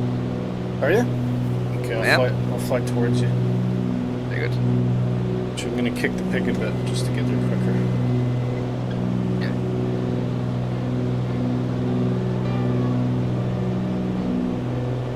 It's very nice.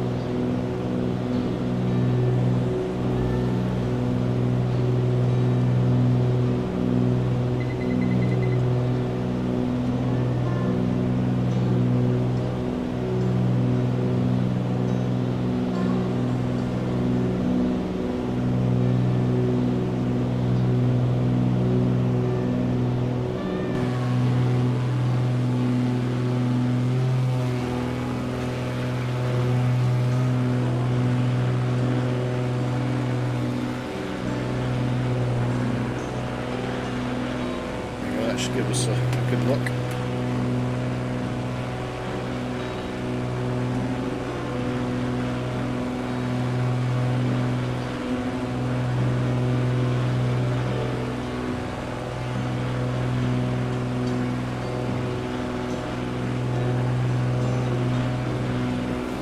Still got Johnny still with us? Oh, there he is. Yeah, he's behind you there. Johnny's coming for a wee look as well.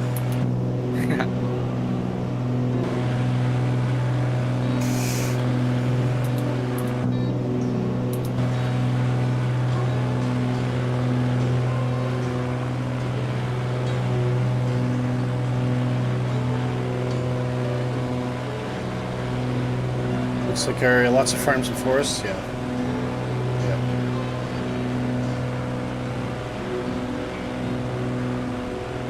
Except, is this the Quebec side, Brian?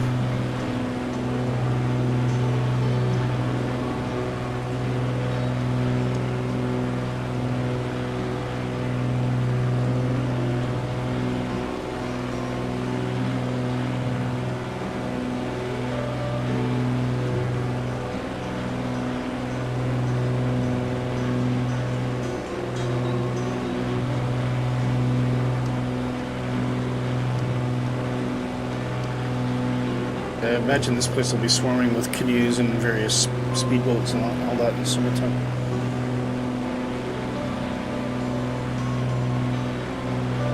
Yeah, I'm still on that side, yeah. Where all the geese, they don't honk, they go honky honk.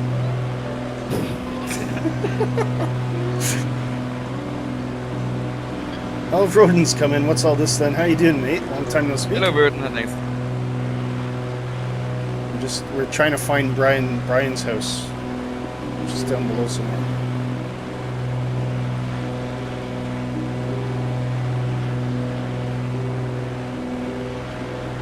This looks like a lovely area if that's where you live in, Brian. Very pretty. Yeah, certainly. Hi, pilot, says Roden.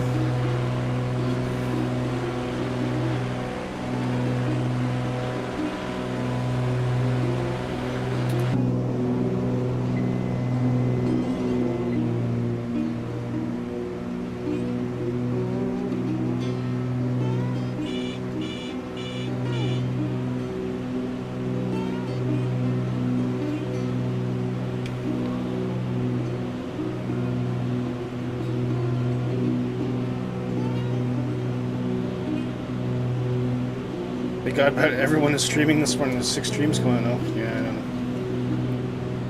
know. I think people just copy me. They see me streaming and then they start doing it. Yeah, we paid an idiot, yeah. It's a good one. This is definitely a cottage area, I would think.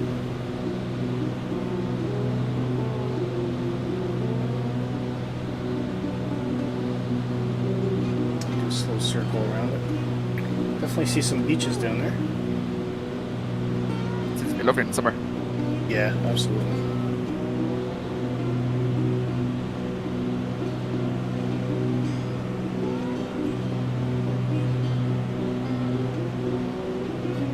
You're near that island where the river narrows. It's in there, yeah, the kind of, what's this, delta thing. Oh, right, up here. Okay.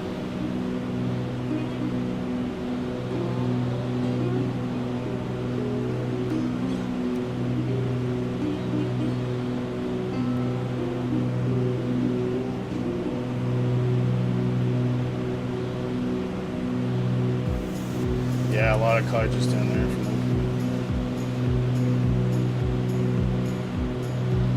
Nice sandy beach, yeah, for sure.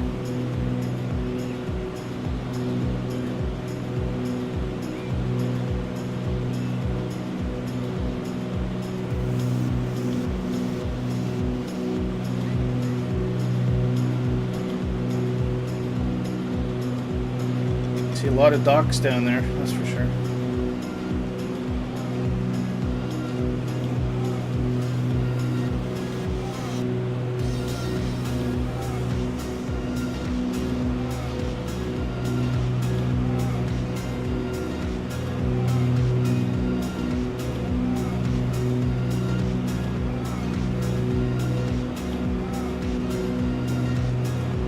Doesn't look inexpensive. No, it won't. It won't be cheap. Believe you me.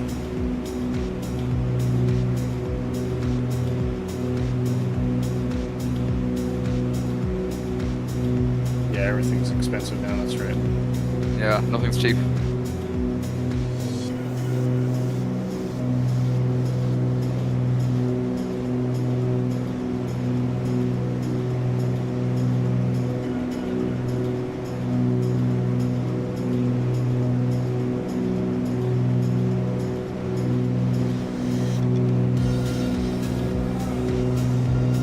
Okay, let's go.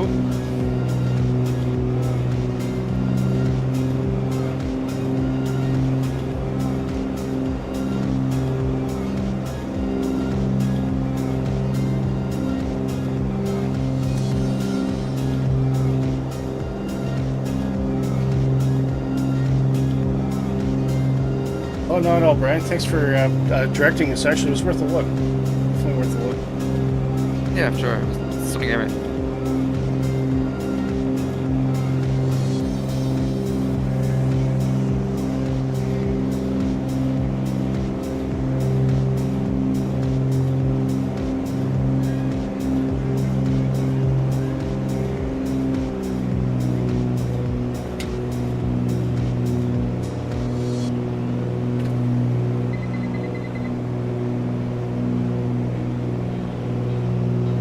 Okay, let's get our position now.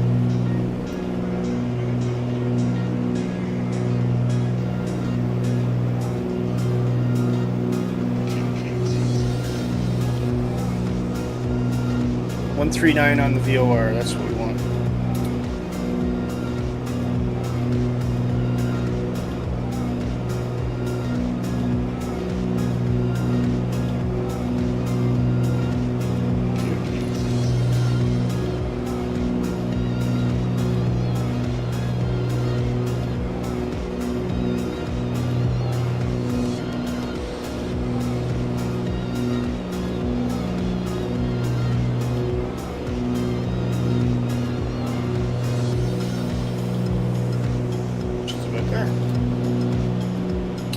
Fly that will take us straight to Macdonald-Cartier.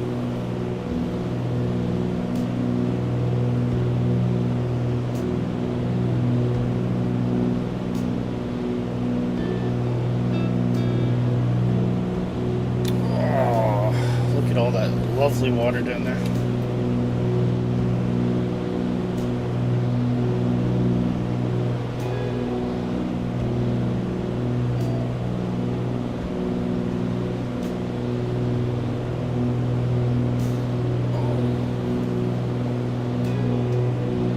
I feel like I've been driving for 2 hours, now I'm going to drive in real life for 2 hours. Yeah, the flying really does wear you down. It's good fun though. It is. It's good fun, but it's tiring. It is, yeah, it is. Yeah. If you look, you can actually see there's a bit of an escarpment off to the left there, Kev. Which now? Let's focus on your wingtip. Oh yeah, I see it. Very good.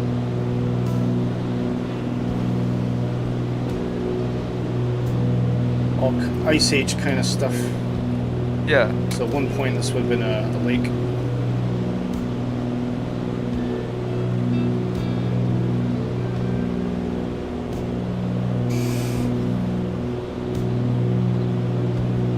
I can't be arsed with the Parliament. I'm just going to land. I'm after running fuel. We had a point of interest to see around here.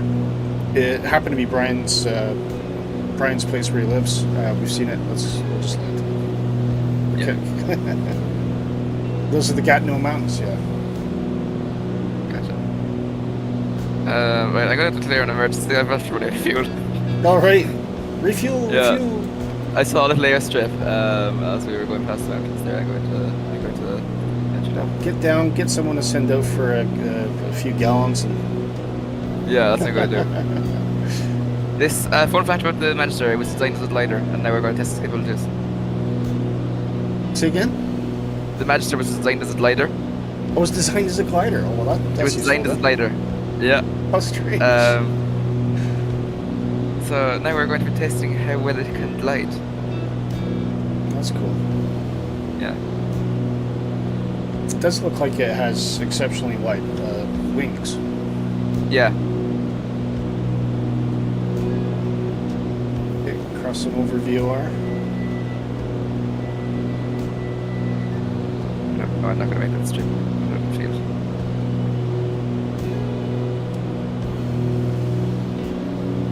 Does it give you the whoop whoop pull up? No, it gives me a beep when it's going to stall. So. Well, mind you said it was French, isn't it? Yeah. So it goes, oh no, sacre bleu! Right, that's going to be interesting. Idiot!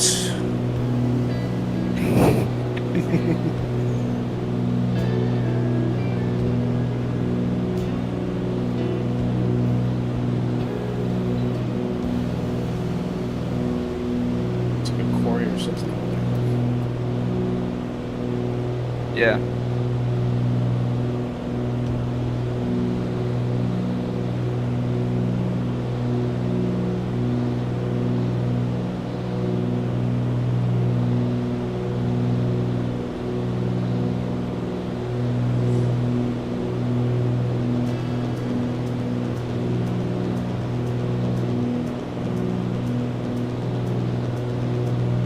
That pretty much lines us up for the runway as well. Very good.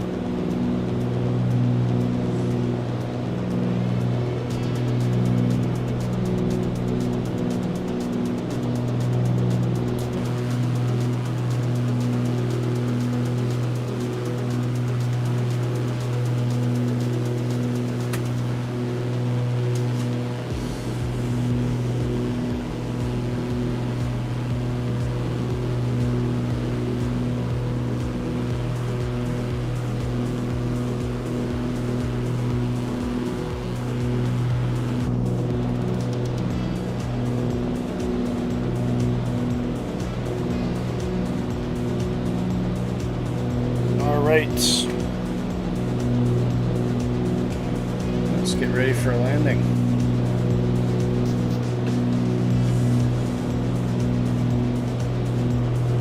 I'm up.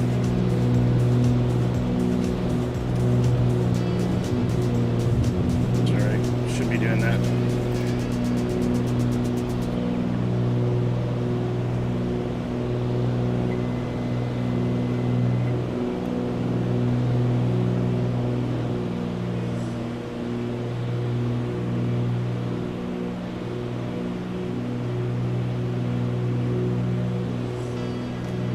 Very scared. Right, I'm refueled. Okay. Just sending into Ottawa now. Cool.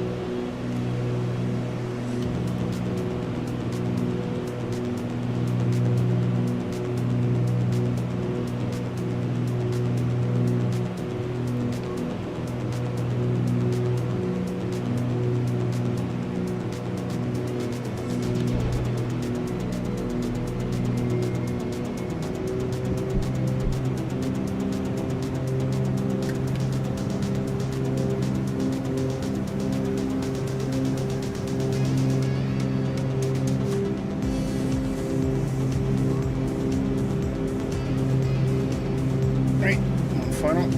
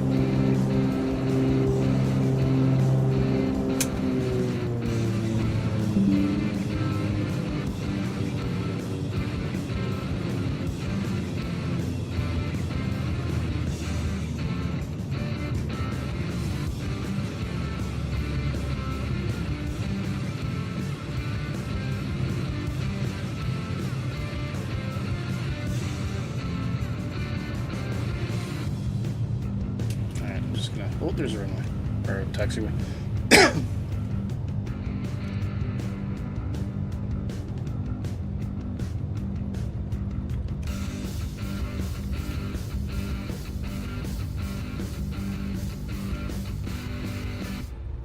Welcome to Ottawa, says Brian. Yeah. Is Johnny down? Johnny's coming in, should just catch him. Very good. Oh, that's the airport, yeah.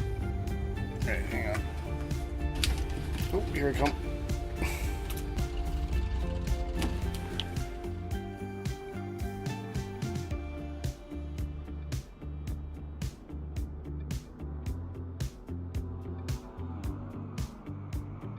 God, this thing can slow down. It was at 400 knots now, we're at 200. You good? So are you asking me a question? No, I was just saying that, like, I was just commenting on how fast the Magister can slow down. All right, okay. Yeah. Oh, where have you gone? Me? Oh yeah, I've lost everyone. Great. That's probably my internet. We had to complain about it the other day, so Oh, yeah, okay, fair enough. yeah. So Oh, what a shame. I know. Oh, no, I see you again, I see you again. You see me again? Grand, okay. Oh yeah.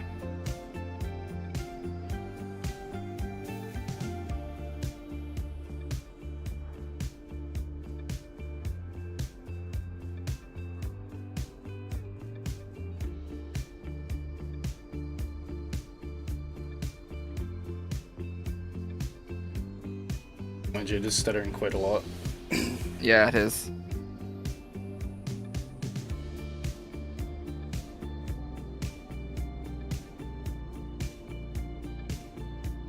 Whoa. But Looks like you're going up and down. It's strange. I kind of am. I'm struggling to keep control of the plane with the stutters. Oh, right, okay. Yeah. It seems to be leveling out now, though. Okay, cool. Got you. Yeah.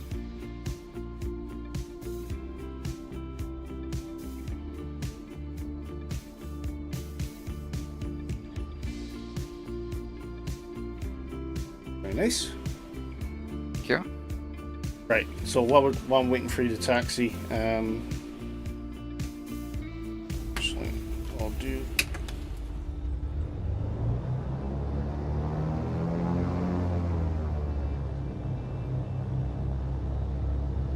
I'll just find a nice spot out in front of the gates here. Ooh, there's a wee bit of a bump on that.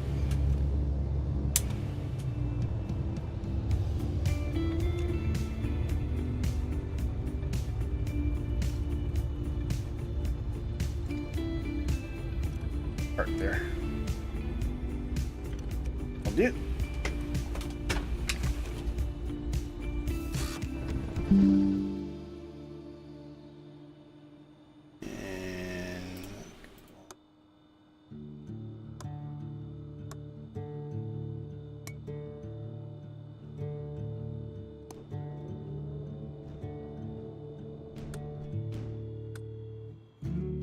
right, good enough. Okay. So, Ottawa, this is Ottawa Macdonald-Cartier International Airport.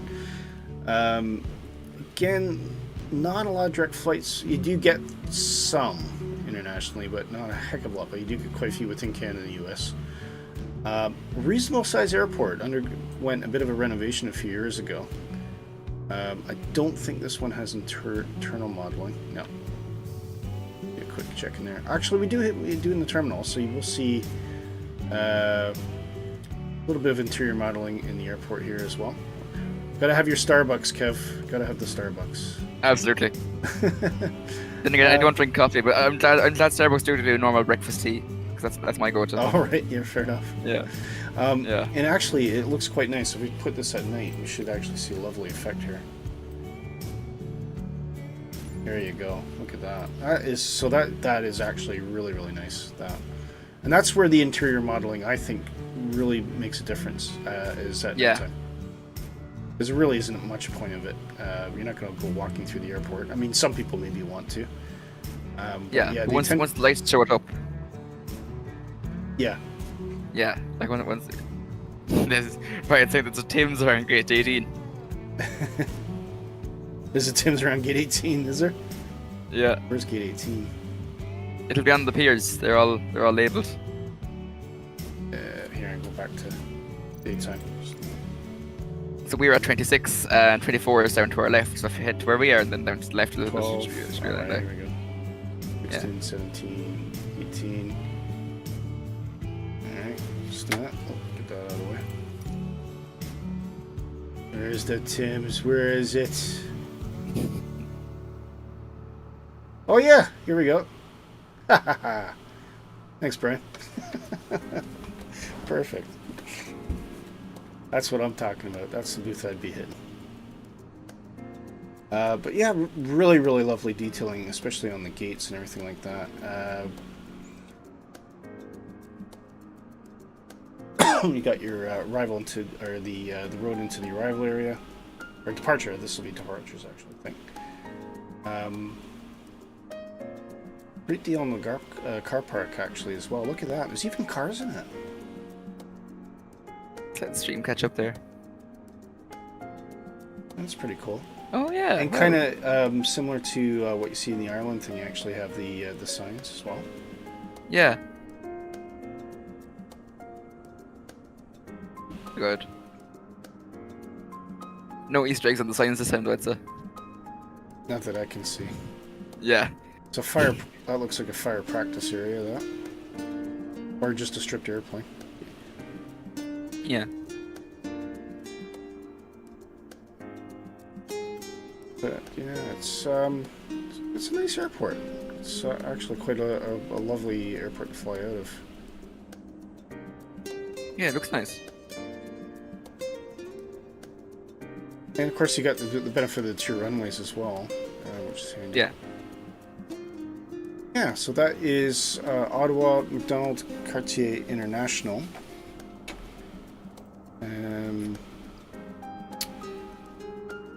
Roman Design did this one. And Very good. that's Yeah, available. I've heard good things about them. Yeah, that's available from Orbx.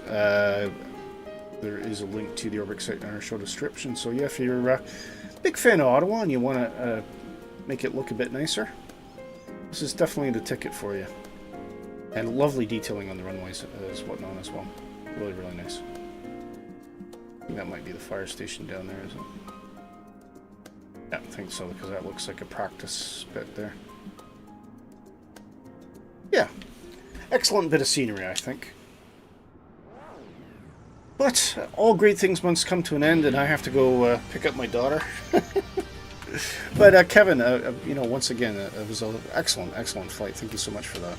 Brilliant. No worries. Glad you enjoyed it. Johnny says, again, that's a great stream. I'll catch you next week. Johnny, yeah, thank you for joining us today. Great having you along. Yeah, see you tonight. Thank you. And enjoy the rest of your weekend, folks. We will see you soon. I think, where are we doing next week? We're airliners again, aren't we? We should be. Let me check their Okay. calendar. But big thanks to Brian as well for giving us a bit of a guided tour around the Ottawa area. Saw a couple of things that we wouldn't have thought so, like the Tim Hortons. And Vroden was in there earlier. A big shout out to him. And I think we saw Beluga at some point, so thank you for Beluga. Yeah. Huge shout out to Dark and Nick and all the guys in the Positive Rate team, and of course to you, Kev. Have a lovely Saturday, sir. You too, Willie. Thank you. In that magical land of Ireland. We actually have sun for once. Hey, yeah, so do we. Yeah, it's nice. It's actually nice. It's like, what's going it's on? a good week. What's going on? I know. What is it? Wait, what? This guy is blue? I never knew. Yeah. Anyways, take care, folks. All the best. We'll see you next week. Bye now, lads.